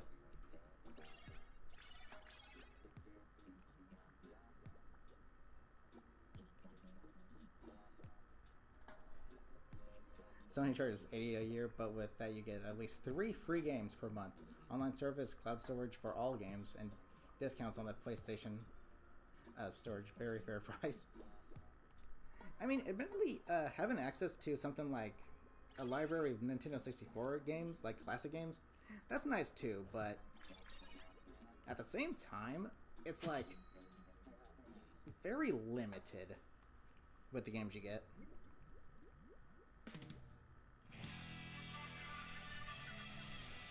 It is cheaper price, so I guess it makes sense, but at the same time, yeah, I'm not too sure. I wouldn't mind needing to pay for the, you know, yearly if you had the different libraries of games, but just to play the basic games that come with the Switch by default, yeah, that's freaking stupid. That's absolutely stupid. Nintendo's going down the scummy business practice side of things.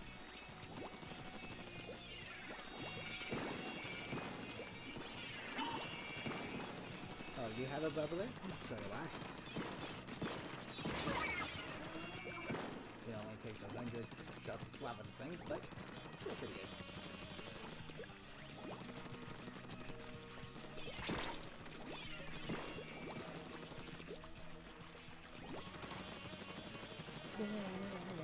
And I don't get the point of the big tank feature on the Junior and Splatoon 2.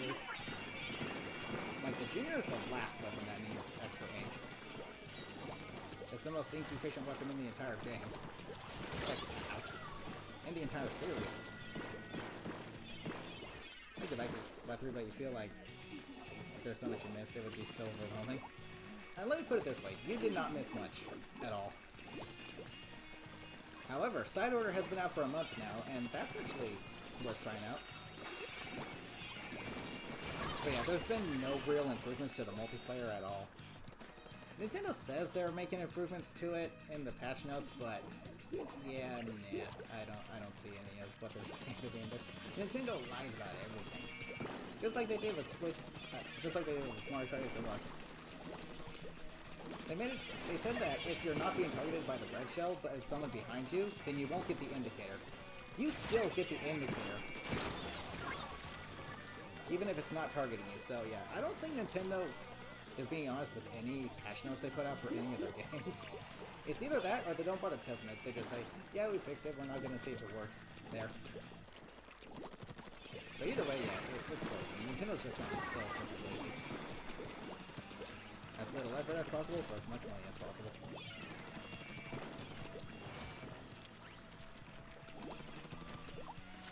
And I find it really ironic that Nintendo started doing this nonsense as soon as someone by them that, as much as has the name of Bowser, enters the scene. Yeah, you're gonna make your most iconic villain run the place, and you know what? It shows. It shows.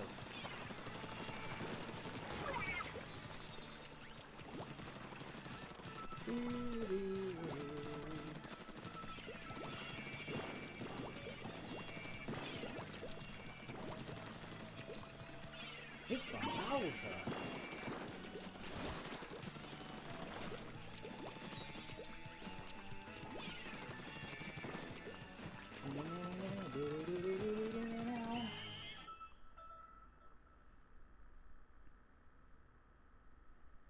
More fixed than $50 a year. It's not worth the cost for Nintendo.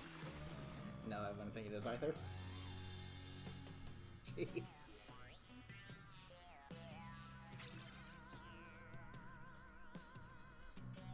The only reason I bought the Nintendo Switch Online expansion is so I could play Ocarina of Time. And I enjoyed that game thoroughly enough to buy the 3DS remaster.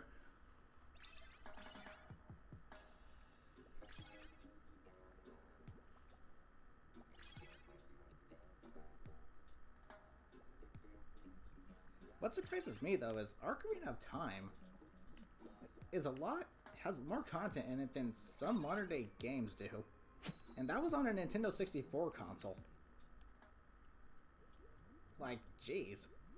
You fit that much onto a 64-bit console? Holy cow. That's insane. Versus some modern games are like only 4 hours long, and story mode and have little to no content. To buy a 3DS battery replacement so you can play 3DS games like Ocarina of Time and Majora's Mask. Oh, your battery. 3DS's battery dipped.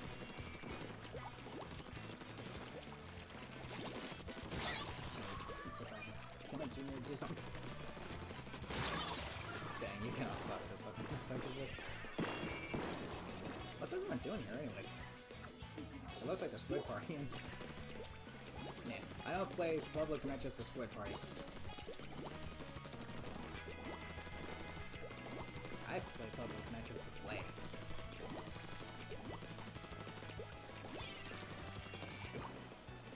Let's double it.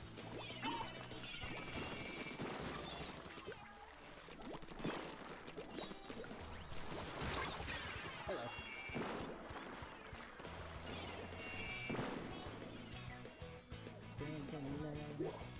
Favorite special in this game? Definitely the Ink Strike. I mean, Kraken is also fun as well, but I like the Ink Strike a lot. So it's nice that it's kind of back in Splatoon 3, but it's not as good. If you could swim form while using it, then it'd be good. But since you're stuck to running, yeah, you're kind of screwed. You need to pop that out when it's safe.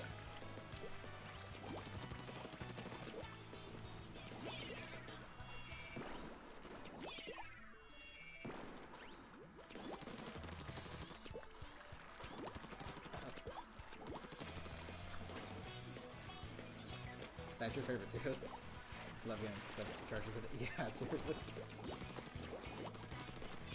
It's a really good way to flush out charges that are pinning you down.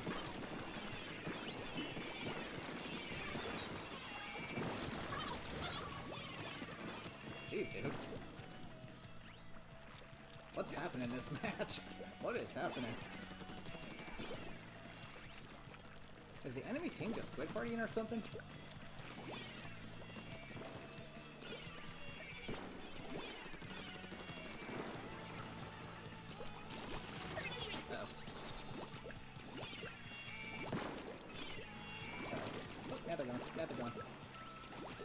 Now they're starting to get a little serious. Good. Don't play public matches as squid party. Play public matches that actually play.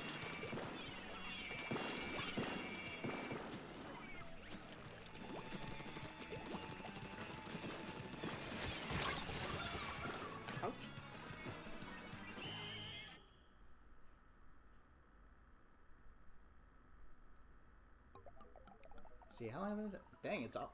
Holy cow. It's already been almost 2 hours. I just another 12 minutes left of streaming. What the frick? However, I might be able to squeeze in one more finale stream tomorrow. Keyword being might. Keyword being might.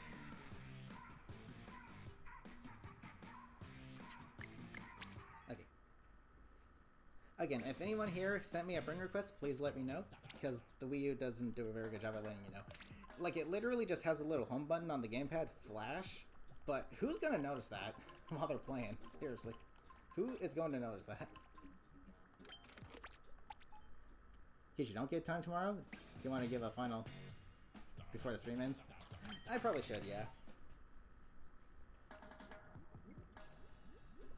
Just in case. If I don't end up doing that, then I might make a community post about it.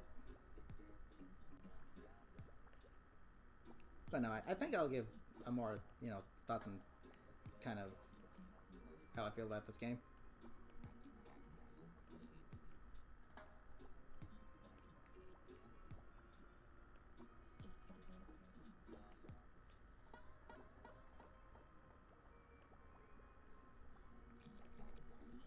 Something I don't get is when Nintendo brings back maps from previous games, why do they make them not as good? Why do they butcher them?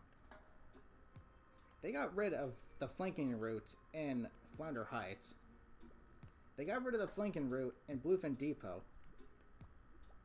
Do they purposely want the maps to be bad? Are they purposely giving them bad designs or something?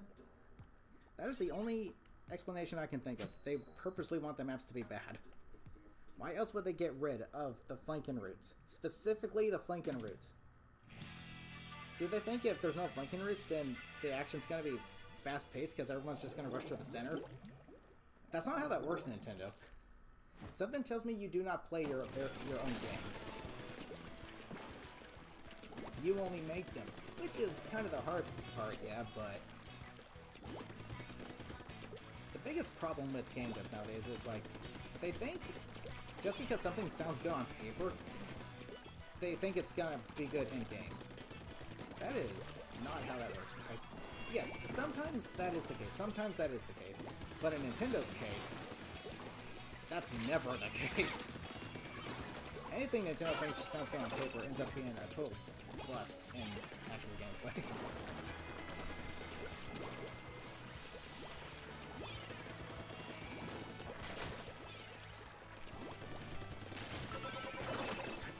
Dash up there. Disruptor.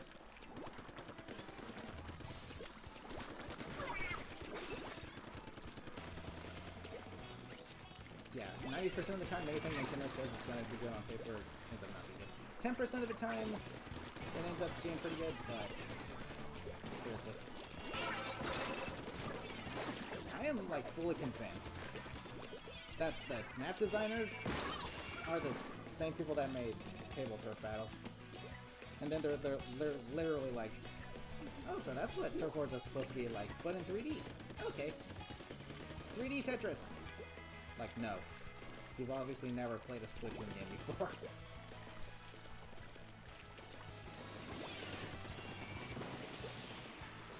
Yeah, I mean, this game still has its fair share of pretty bad maps, but, like, this one's being one of them. But you know what? At least they have some form of flanking to them. Every map in this game has a flanking route. Even if it's kind of trashy. Versus Splatoon 3's maps, they have none at all. Like, at all. Nothing but uninkable surfaces, uninkable walls, and straight hallways.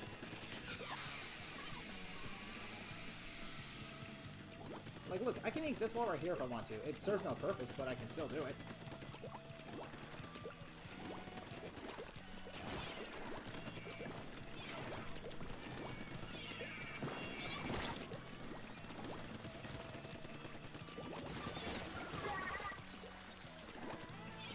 I do not like how they turned this weapon into a pair of dualies. And then only to nerf them to oblivion, and not, you know, buff them back up again, so that they can actually be a balanced weapon. Yeah, the dual squelchers in Splatoon 3 are really, really bad. That sucks, because they're one of my favorites.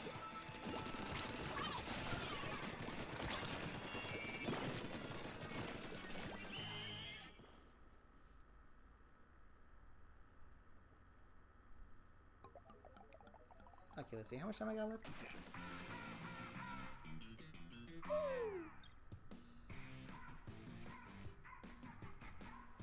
Let's see. I'm probably going to do one more set of matches after this one, and then call it a stream.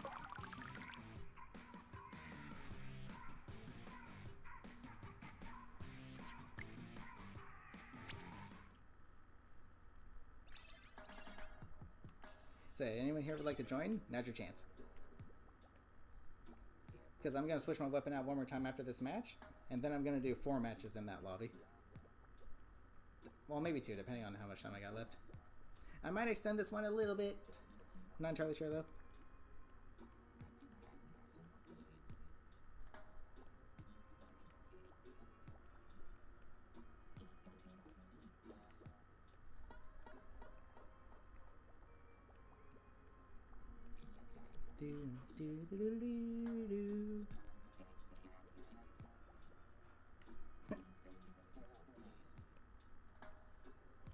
Da da da.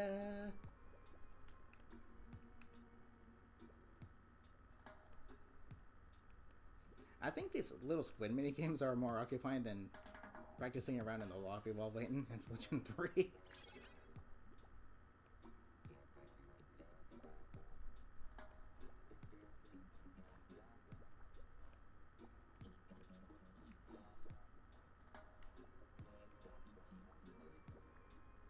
Dang, it's like even when Nintendo tries to rely on the nostalgia to keep people playing in Splatoon 3 by giving us the 2 hub worlds from the previous games, they don't even make the hub worlds right. Like, you don't see the airplane fly overhead in the plaza, and you don't have access to these mini games. There's no squid beats in the square. Like, seriously? You don't even get the testing areas in those hub worlds anymore. It's so dumb.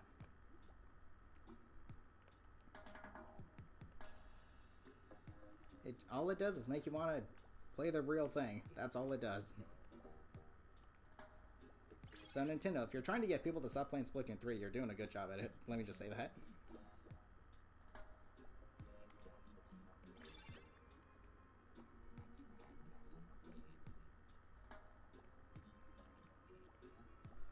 I mean, yeah, Splatoon 3 can still be fun, but that's only like, I want to say, 10% of the time when you have a group of people to play with.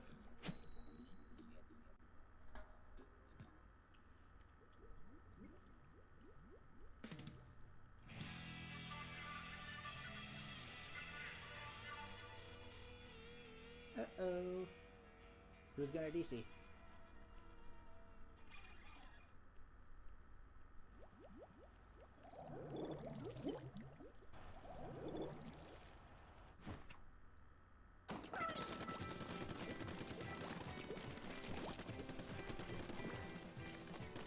Good.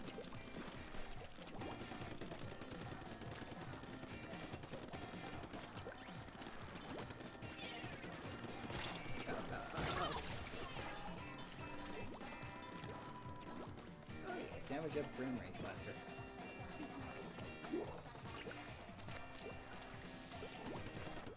Oh boy. Hey, yeah, you. Start actually playing the Game.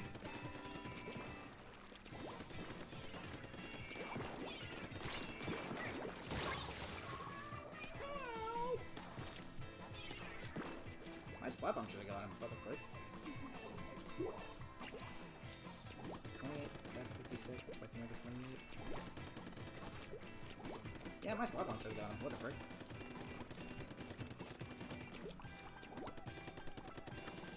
Oh well.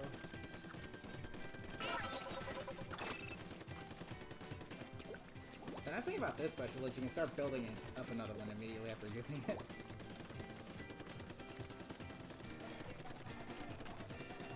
That is just a like nice instant free refill on your ink tank.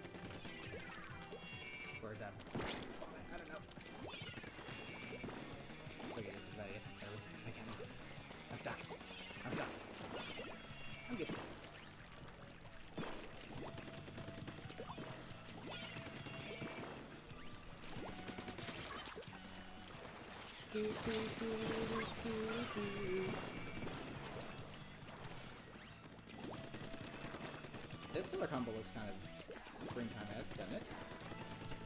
It's kind of Easter eggs. Nice bright pink and green.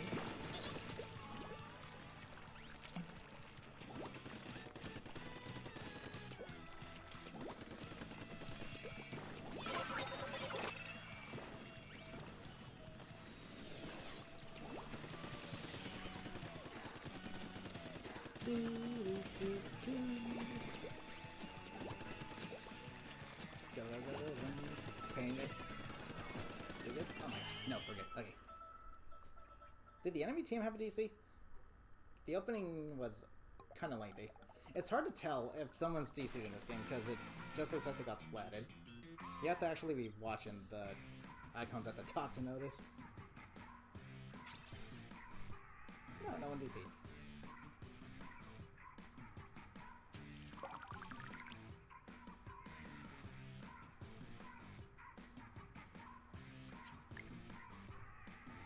Okay, one more set of games, and then I'm gonna go ahead and call it a stream. Let's use Hero Shot Replica. I like Burst Bombs on the Splatter Shot, but I do not like Burst Bomb Rush in this game. I prefer this had something like an Inkzuka or a Tri-Strike.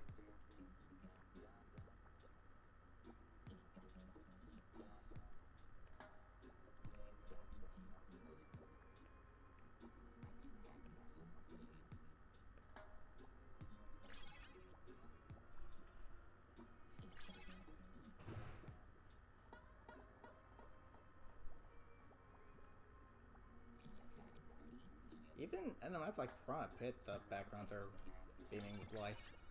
Jeez.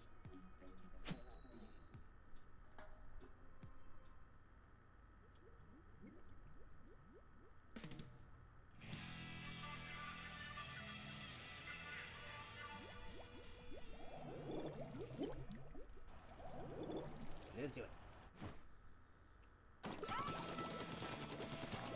Yeah, that's something else that really ticks me off. Why did Nintendo put suction bombs on the vanilla Splattershot? Why didn't they stick to the tradition of burst bombs on the Splattershot in Splatoon 3? Instead, they literally just...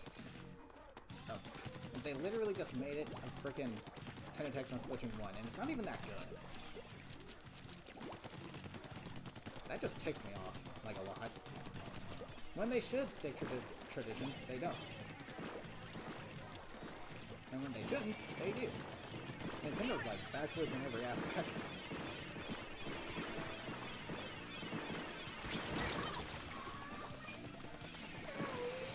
What is my rank in Splatoon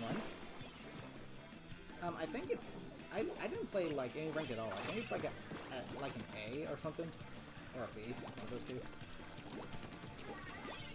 Yeah, I hardly played rank at all. I just stuck to Turf Wars. Because Turf Wars are actually fun in this game. Turf Wars absolutely suck in Splatoon 3.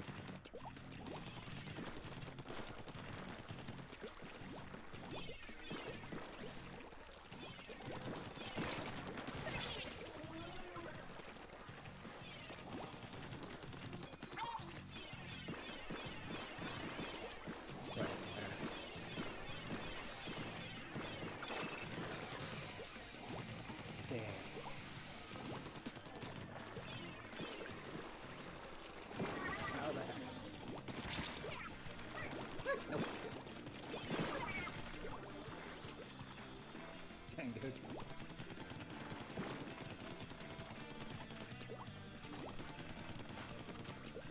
Look at E. How's it going?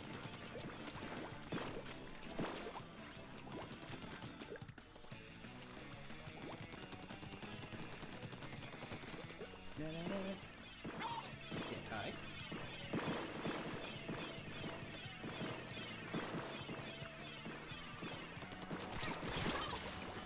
Ouch. Doing good? That's good to hear.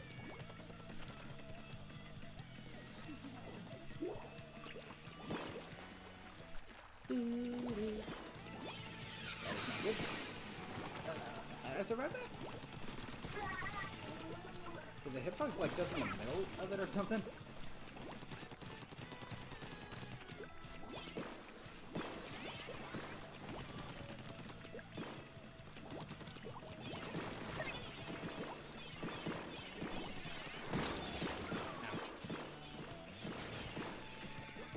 Hello.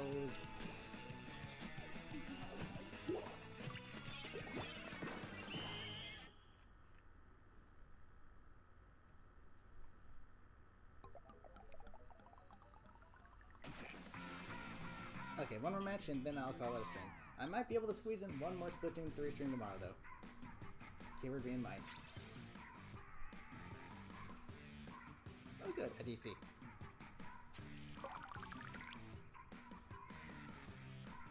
And yeah, that triple special duration up on those headphones, I didn't do that. That just happened.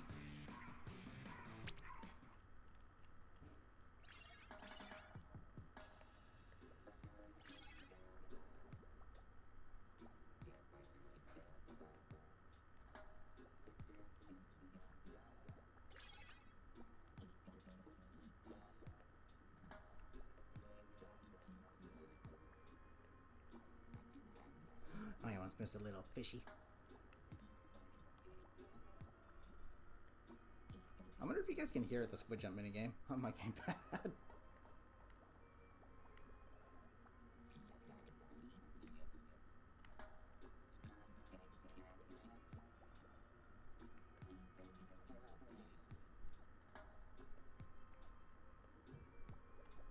You just need 2 more people. Oh, there's one.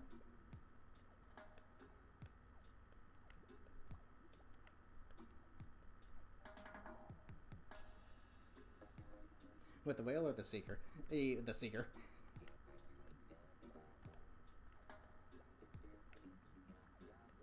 Tell me with the little tugboat.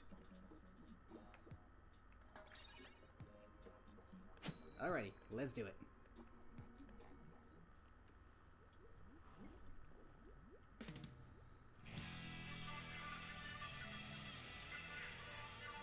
I think you can see the great sapfish in the lake when there's 1 minute left to go on this stage.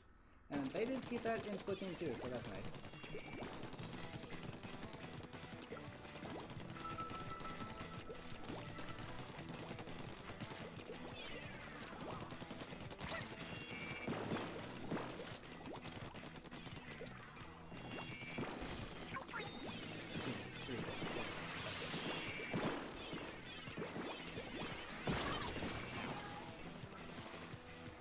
Again with the seeker.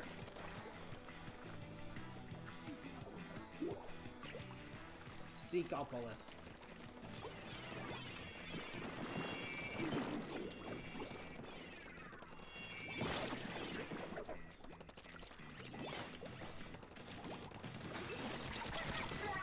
Just because you know where I am doesn't mean it's going to be easier to splat me.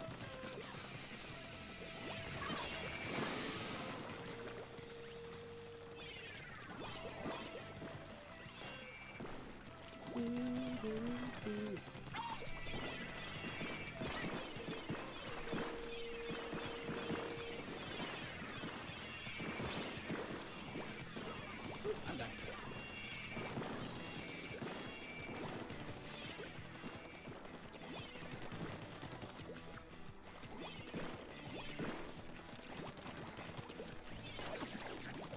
Gotcha.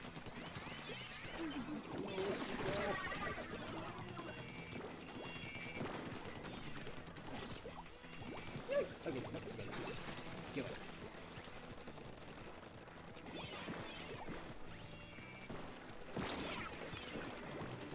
Whew, the other thing's going over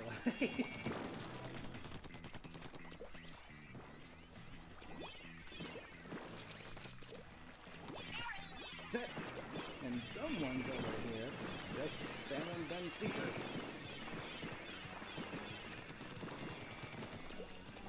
Kind of funny, actually.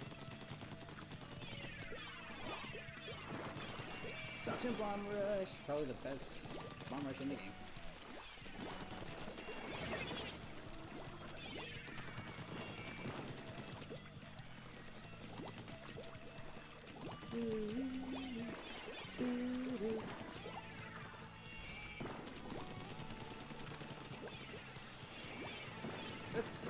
Watch the Seekers!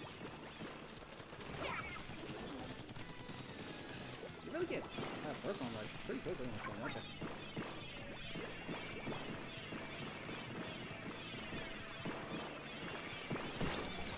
Ouch. Hello, Nettie.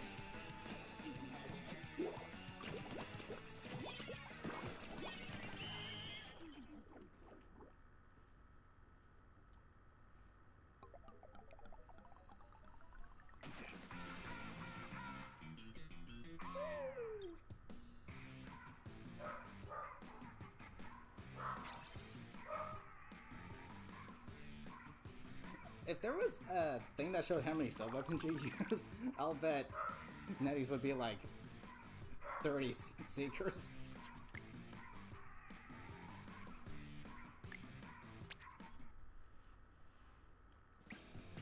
Okay, but that's gonna do it for here.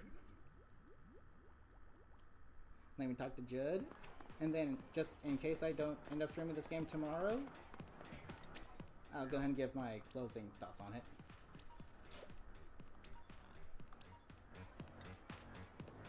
So, like, okay, so the first thing I have to point out about this game is obviously I did not, you know, play it when it was in its prime because I kind of skipped down on it. It didn't really look that appealing to me, but as soon as I played Splatoon 2 with my some of my friends, I instantly regretted skipping out on this game, and it would be nice if Nintendo could port it to the Switch just so we could experience it in its fullest again. Maybe with some quality of life changes that they kept in Splatoon 3. So that'd be nice. But as far as this game goes, from what I have played, I thoroughly enjoyed it. I really enjoyed the story mode. I really enjoyed the multiplayer a whole lot. There is no salmon run in this first game, obviously, but I wonder what it'd be like if there were, actually. But yeah, the music to this game is absolutely stellar. Whenever you hear the music in this game, you instantly think of Splatoon. It's just got that kind of vibe to it. It's Splatoon. It's recognizable. It's iconic. It's very catchy, and it's very well made. The stages are all really solid. Some still have their, you know, issues, but they're still infinitely better than any default Splatoon 3 stage, at least in my opinion. Not only that, though, but the attention to detail with this game is really solid. I mean, the world is interconnected. Hey look, it's Wahoo World before Wahoo World was a map. But yeah, you can see other maps from other maps in this game, and the map design in general is just really solid. It's very immersive, and it's very world building. There's a lot of little details hidden in every map that you can look at. There's little lore hidden in each map. It's really nice. The attention to detail with this game is absolutely solid. Absolutely solid. Not to mention the hub world itself is very immersive. Not only in terms of just like the way it looks, but the background as well. I mean, heck, if the airplane flies overhead, I'll go ahead and zoom in on it, because in Splatoon 3's version of this hub world, the airplane is still there, but it's like way the heck up here. It's a silhouette that just flies by here super quickly. And then, yes, yeah, where that airplane is going now, you can literally watch the airplane in Splatoon 3's version of this hub world take a nosedive and then literally just disappear. It just pops out of existence. It's so stupid. But in this game's hub world, yeah, that plane flies really low overhead. You can make out the details on it, and you can hear it, the engines as it's going over. It's really, really nice. It's just super nice. The visuals of this game, absolutely spot on. Speaking of which,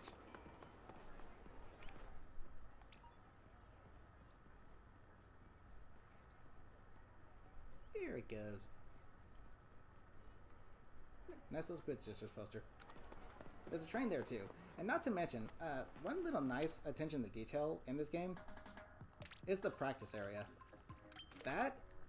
The little weapon testing ground is really, really cool. It's really nice. And there is a nice little Easter egg. If you toss your sub-weapon, it's specifically got to be a splat bomb because that's the only one that really works for this. Like, if you charge your sub-weapon and make it through the hoop, your character will make a little inkling sound.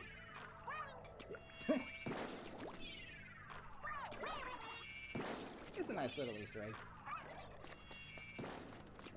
But other than that, you can see the tower from the Inkopolis Plaza here in the training area. With the Great Zapfish over it if you beat the story mode. And you can still see the airplane fly overhead too. Yep, there it is.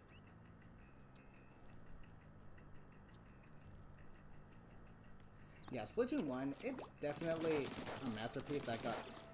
I mean, it wasn't exactly slept on. It did sell relatively well, but the marketing for this game and the Wii U in general were just really bad. Like, the only reason anyone bought a Wii U was to get the next Smash installment. That's quite literally it. Every other game was practically non-existent. I did play the original Super Mario 3D World on the Wii U, but that's because the Wii U I bought, you know, had it included as a bundle. I did not know about this game until it was completely done with Splatfest, so I wouldn't have been able to enjoy those to begin with. The marketing for this game and the Wii U were just really, really bad. I don't know why Nintendo is just so freaking stingy about stuff like this, but that pretty much led to this game not getting a whole lot of recognition, which it really sucks. Because this game really is a masterpiece. It really is. Nintendo's first shot at an online shooter, and for the flaws that it does have, I can look past it because it's Nintendo's first try at a game like this. It's not going to be perfect. But compared to Splatoon 2 and 3, I would say it's near perfect. Even if it has its, you know, nonsensical quirks like damage up and defense up, they're both direct counter to one another, versus MPU had no counter except using that ability itself. It had no, like, ability variety. So yeah, in this game, every ability feels actually pretty good. None of them feel outright useless. It's just a really solid game. It does have its flaws, but you know what? Those flaws are very few and far in between. They're hardly noticeable half the time because just how much fun you're having when you play this game. The music absolutely fits the world of Splatoon. It sounds like music you hear at a tropical resort, like a huge tropical beach, like during the summertime. You get summertime vibes from it as well. Because, you know, it's like summertime vibes. You're playing with super soaker water guns out in the sunshine in the summer. It's fitting. It's very fitting. When you think of Splatoon, it's like the first thing I think of is this game right here. And yeah, I know you can say, oh, it's just nostalgia, clouding your judgment. It's like, well, here's the thing. I didn't play this game when it was brand new, so you cannot pull the rose-tinted shades on me. You cannot pull that on me because I don't have the nostalgia for this game that a lot of longtime fans have. So, and I consider this game to be, you know, more Splatoon-esque than even Splatoon 2. Splatoon 2 was my first game, so it does hold a special place in my heart for that reason. But in comparison, I can see why people praise this game. It's the OG. It feels like a Splatoon game. It looks like a Splatoon game. It sounds like a Splatoon game. This is a Splatoon game. And for what it is, it is very simple, but yet very immersive. If this was me playing this game for the first time, I'd want to keep playing just because of how much fun it is. Versus what we have now is kind of watered down and restrictive. It's really dumb. But this game here, yeah, definitely a masterpiece. Absolutely it is. And I really regret skipping out on it. I really do. This literally is, you know, it looks like a Splatoon game, feels like a Splatoon game, plays like one, sounds like one, looks like one. It's a Splatoon game. That's all there is to it. Now, whether you like it, whether you love it, whether you hate it, it's still a game that, you know, left a lasting impression in the world of gaming, and that's not gonna go away, like, ever. This game was like the start of a new series, and it really did a great job at selling it, with the exception of the marketing. But if you did play this game, yeah, it's definitely a game that's worth trying out at least once. I'd say maybe play at least 1 or 2 matches, see if you like it. If not, then that's fine. It's not for everybody. But in terms of what this game has to offer, yeah, this was phenomenal, and I enjoyed that time I had with it. A lot more so than I did with Splatoon 3, if I'm being honest. But it also doesn't help that I started with Splatoon 2, and then once Splatoon 3 came out, it felt like an even more watered-down version of Splatoon 2, so I didn't feel like I was playing anything new. It just felt like I was playing the same thing, but somehow it was worse. So I just completely grew bored of Splatoon 3 within like the first 3 months of it. Like, holy cow. But this game, when I first started playing it, even though you can argue it is the same game I played before in Splatoon 2, it's a lot more fun. It's a lot more enjoyable. The weapon kits are actually fun to use. There's good synergy between the main and subs, and the specials are just super fun. They're really powerful, and they're just a lot of fun to use. Yeah, they're broken, they're okay. Well, all of them are, so, and by that logic, it's balanced, okay? By that logic, it's balanced. So yeah, Splatoon 1, definitely one of the OGs, in my opinion, one of the GOATs, and just an all-around very solid, really fun game and really fun experience. I regret skipping out on it. I thought it was a lot of fun. I'll be playing it a little more off-stream, but I'm not sure if I want to do another thing this game, because, you know, I'm pretty much concluding it here, so,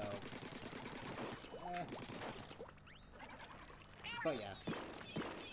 Onto the topic of the map design, though, not only do they play really well, they cater to the movement system this game has to offer. It doesn't feel like you're playing, like, a Call of Duty version of or a Nintendo version of a Call of Duty game. It's got its own unique mechanics and movement. It feels anything but. It is an online shooter, but in a very creative sense. It's a lot different. You're playing, like, water, gun wars slash paintball slash summertime vibe slash freaking whatever tropical beach stuff. It's really fun and really refreshing. Meanwhile, you have Splatoon 3, which actually feels more like a Call of Duty game, but with Splatoon 3 movement. Or just Splatoon movement. Like, there's no verticality, there's no flanking routes, there's no reason to squid surge or squid roll at all. The only thing you can do is swim around in your ink. That's literally it. It's a Call of Duty game with Splatoon mechanics. That's what Splatoon 3 is. Splatoon 2, however, while the maps were definitely more restrictive, they still allowed you to, you know, scale walls and climb them. Like, look, I can ink this wall, and it serves no purpose. I can't get past this bar, but you know what? At least it's there. It's really putting the emphasis on, hey, ink this surface so you can, you know, move around. That's what this game does best. Throwing bombs in the basketball hoop? Yeah, I've done that several times. Your inkling does a little sound effect. It's pretty neat. Nice little Easter egg. But yeah, the maps in this game, they are just beaming with life. You see in the background of all these maps, they're very urban. You got cars moving in the background, you got, you know, trees, you got plants, you got grass, you got bushes, you got fountains in the background, you got power lines in the background, you got beaches and stuff. It's, the maps in this game just have so much life to them. It's really, it's insane. And then Splatoon 2's maps are still visually really, really good, but they were more restrictive in movement. Meanwhile, Splatoon 3's maps are just bland and boring and stale. It's like, jeez, why even bother? Even the maps that are returning, yeah, you still get all that cool stuff in the background, but they butchered the maps. They got rid of the flanking routes. I don't know what Nintendo's doing with Splatoon 3. It's like they want the game to just stop being played. It's as if they wanted people to stop playing the game. I don't understand why. But yeah, the maps in Splatoon 1, by far, in my opinion, and kind of factual, the best in the series. Not just gameplay-wise, but visually as well. Like, not only the maps, backgrounds themselves, but the maps, like the actual maps. Like, there's storytelling in each of these maps. It's really good. And it sucks that Nintendo decided to shut these down as soon as they did. It would have been nice if they gave this game one more year so it could reach 10, but no, I don't know. Nintendo is just a no-no at this point. They make a lot of no-nos. overall thoughts and opinions on Splatoon 1. In my opinion, I think it is the best in the series. Even though Splatoon 2 is the one I first played, so it'll always hold a special place in my heart for that, but if I started with this game, then yeah, I often wonder what my opinion would be on it then. But from what I did play, is in comparison to Splatoon 2, I mean, Splatoon 2 is still a great game. Splatoon 3 just flat out sucks, in my opinion. It's got nice quality of life changes, but that's like the only thing it's got going for it. But this game here, yeah. If there was a perfect Splatoon game, this would be the closest thing we got to it. At least on a casual level.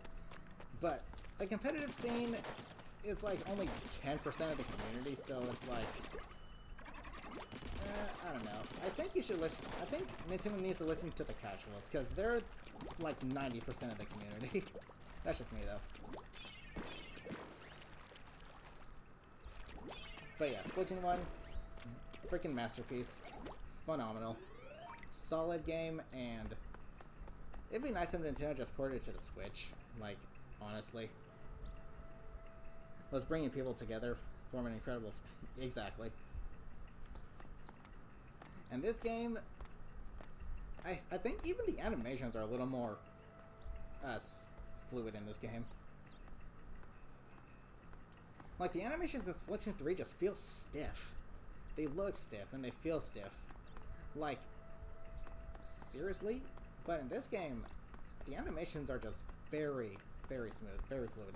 And the lighting really adds to the overall design of the game as well. Like, it's very lifelike. It just looks really nice.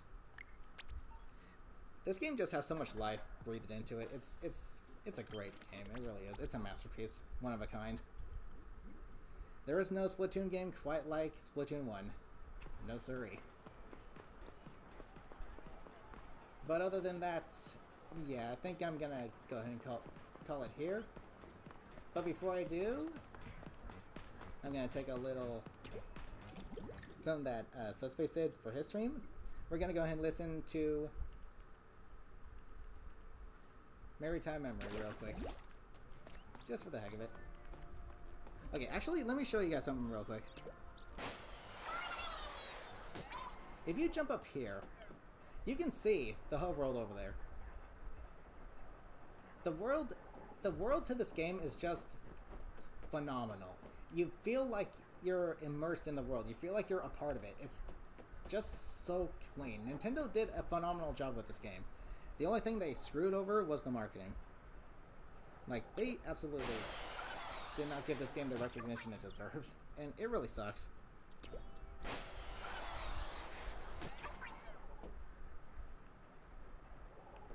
I've always thought that that mountain right there, now that we've seen Splatoon 3, I've always thought that that mountain there was actually the crater that you start off in Splatoon 3. Because if you think about it, this could be Inkopolis Square right here. Because we know that this entire portion is Inkopolis Plaza. And you can see the tower in Inkopolis Square in Splatoon 2. It's a good thing they remember that in Splatoon 3's hub world at least. But yeah, this right here could be Inkopolis Square right here. This is the plaza, obviously. And then over here could be the Splatlands. I don't know, it just looks like that'd be the case. That's just me, though. Yeah, another thing that really intrigues me about Splatoon is just the lore. It's really in-depth, it's really good. But yeah, let's go ahead and listen to Maritime Memory real quick.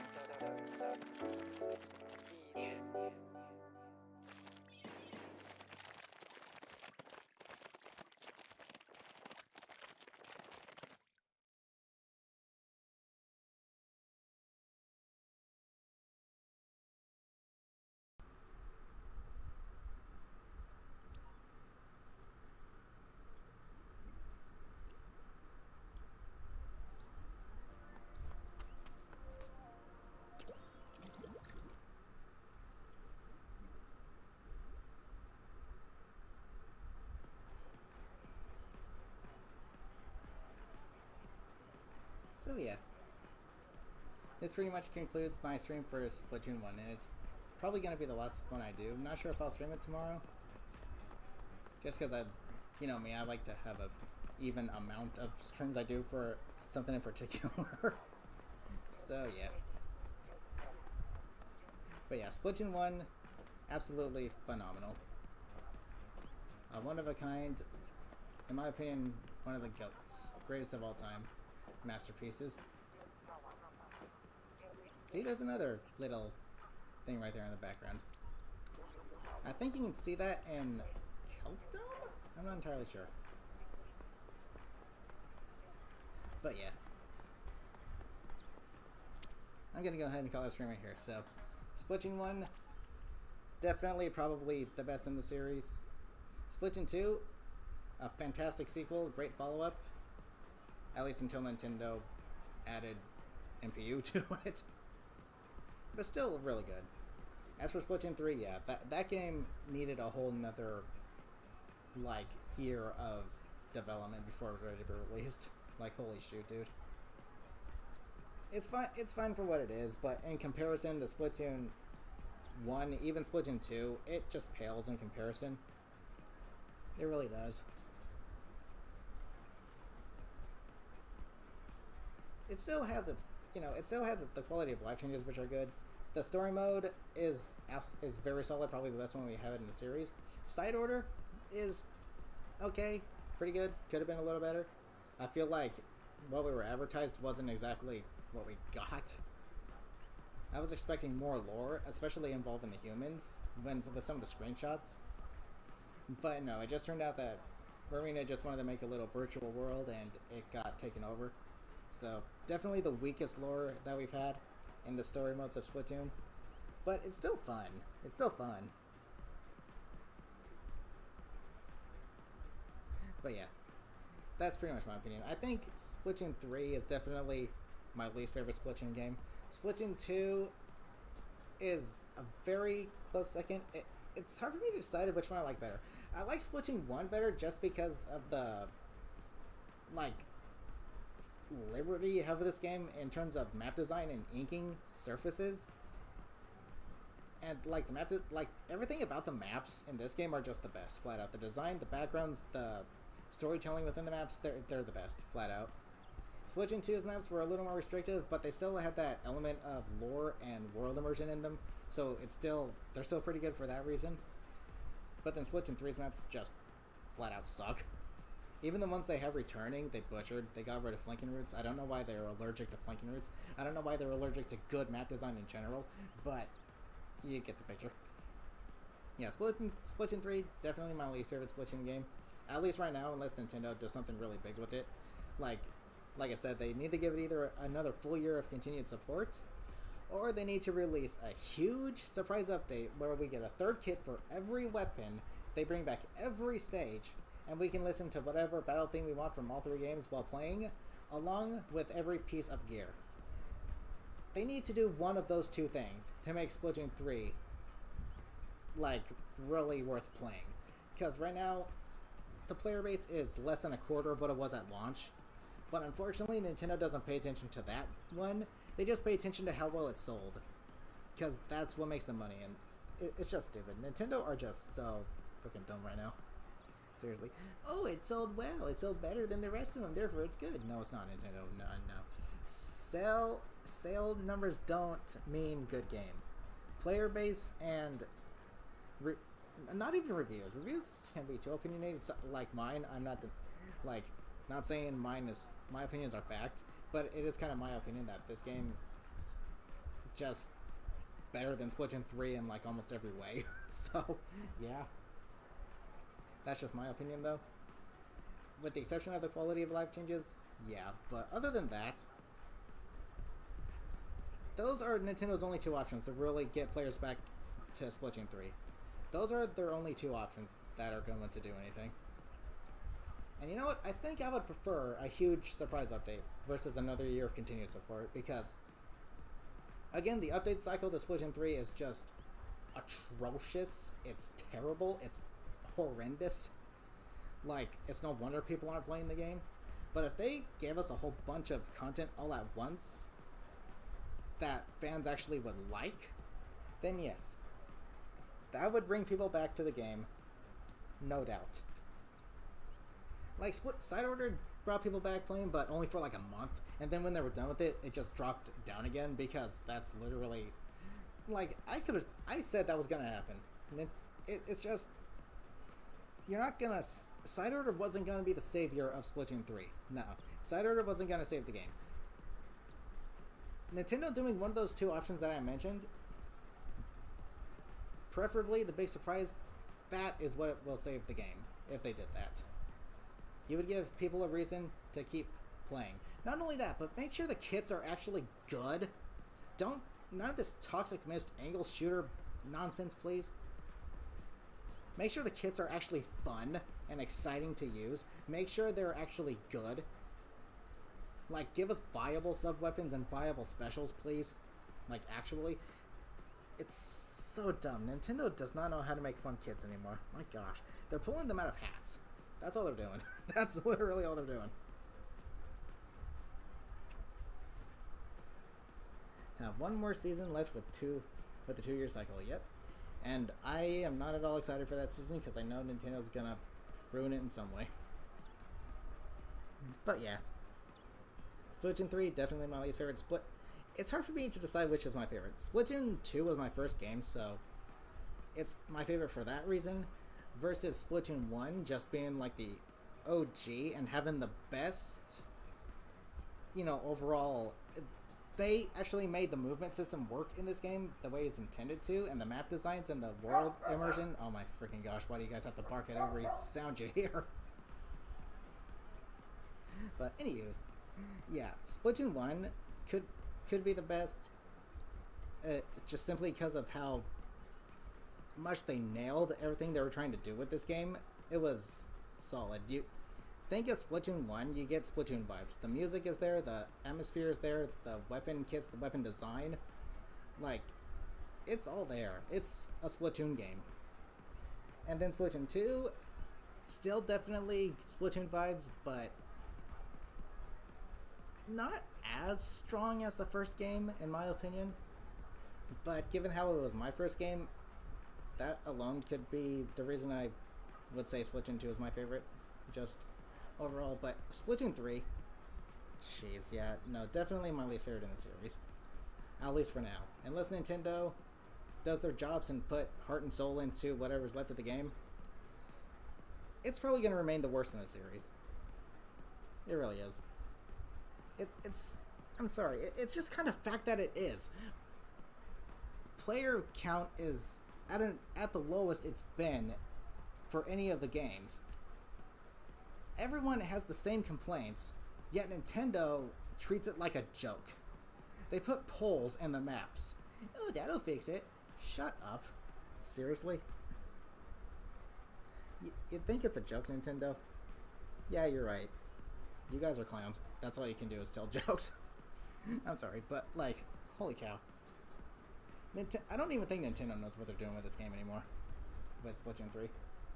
I want to have a reason to play Splatoon 3. I want to have a reason to play the game. But 90% of the people that bought it have no reason to play it. Nintendo is just neglecting that game, and it sucks. It has the potential to be the best in the series, but Nintendo just does not care. It sucks. If they cared, the game's problems would have been fixed a year ago. But no. Like, one more update cycle, and the biggest problems are still there.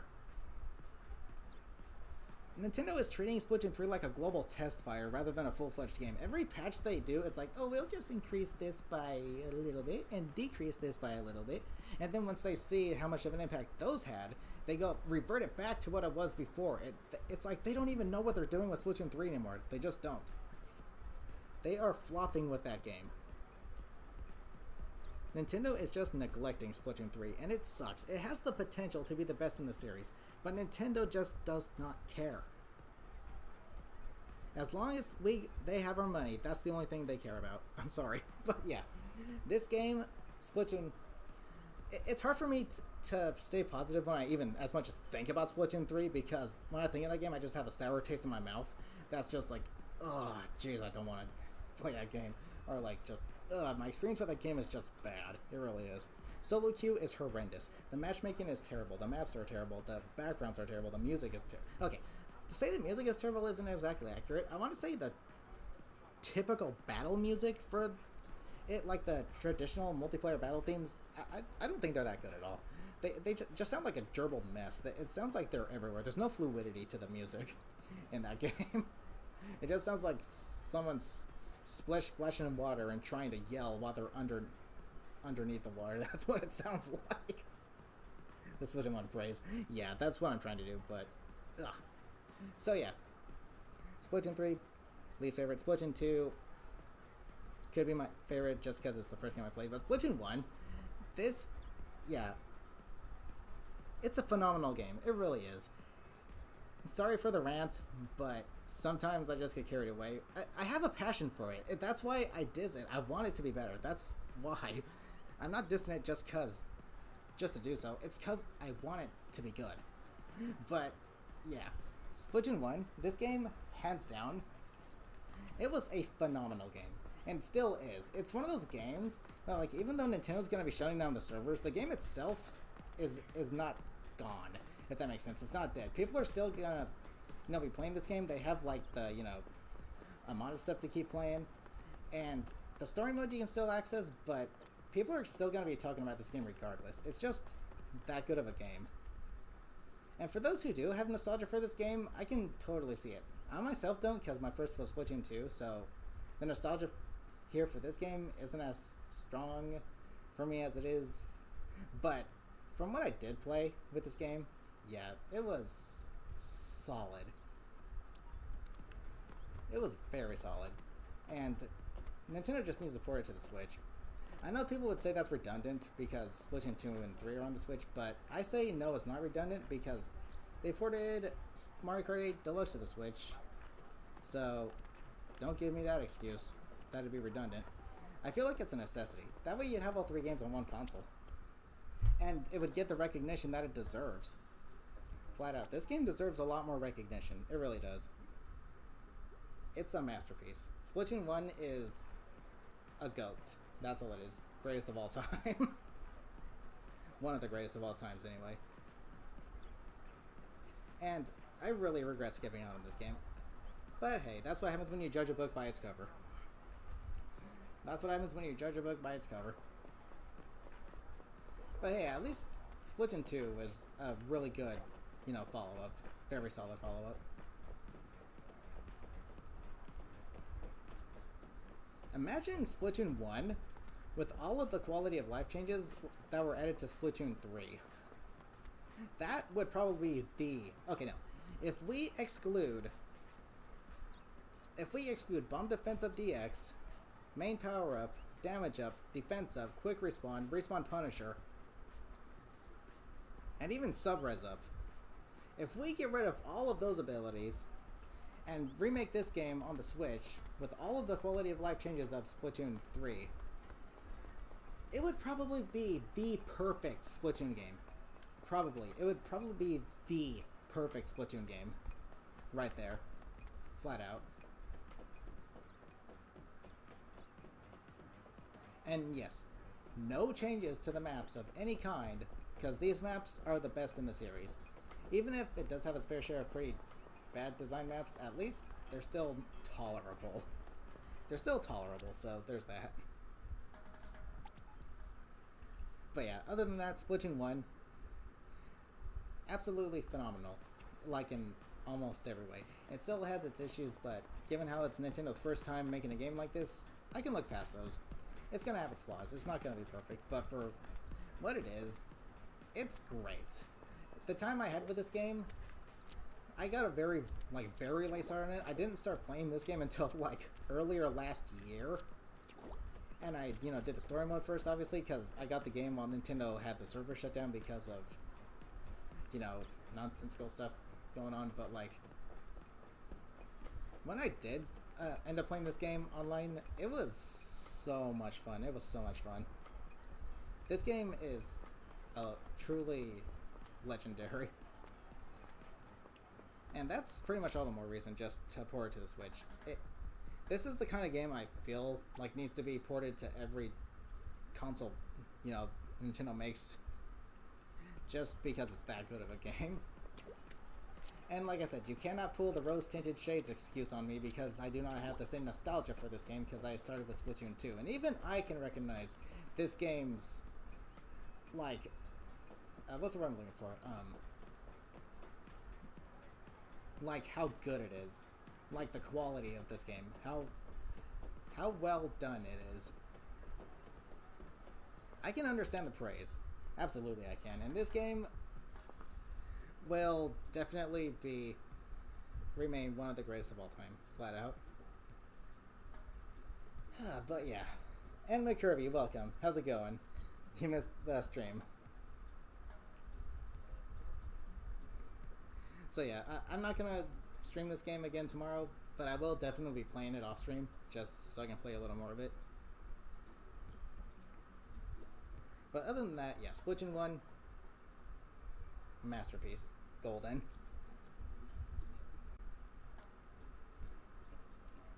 Octolings are playable. Rival Octolings would be nice too, yeah. But yeah, I'm calling it a stream here. So, with that being said, thank you guys so much for joining me. And Splatoon 1 will never die. Splatoon 1 will never die. But yeah, thank you guys so much for joining me. Hope you all had fun. Until next time, love you all. Take care.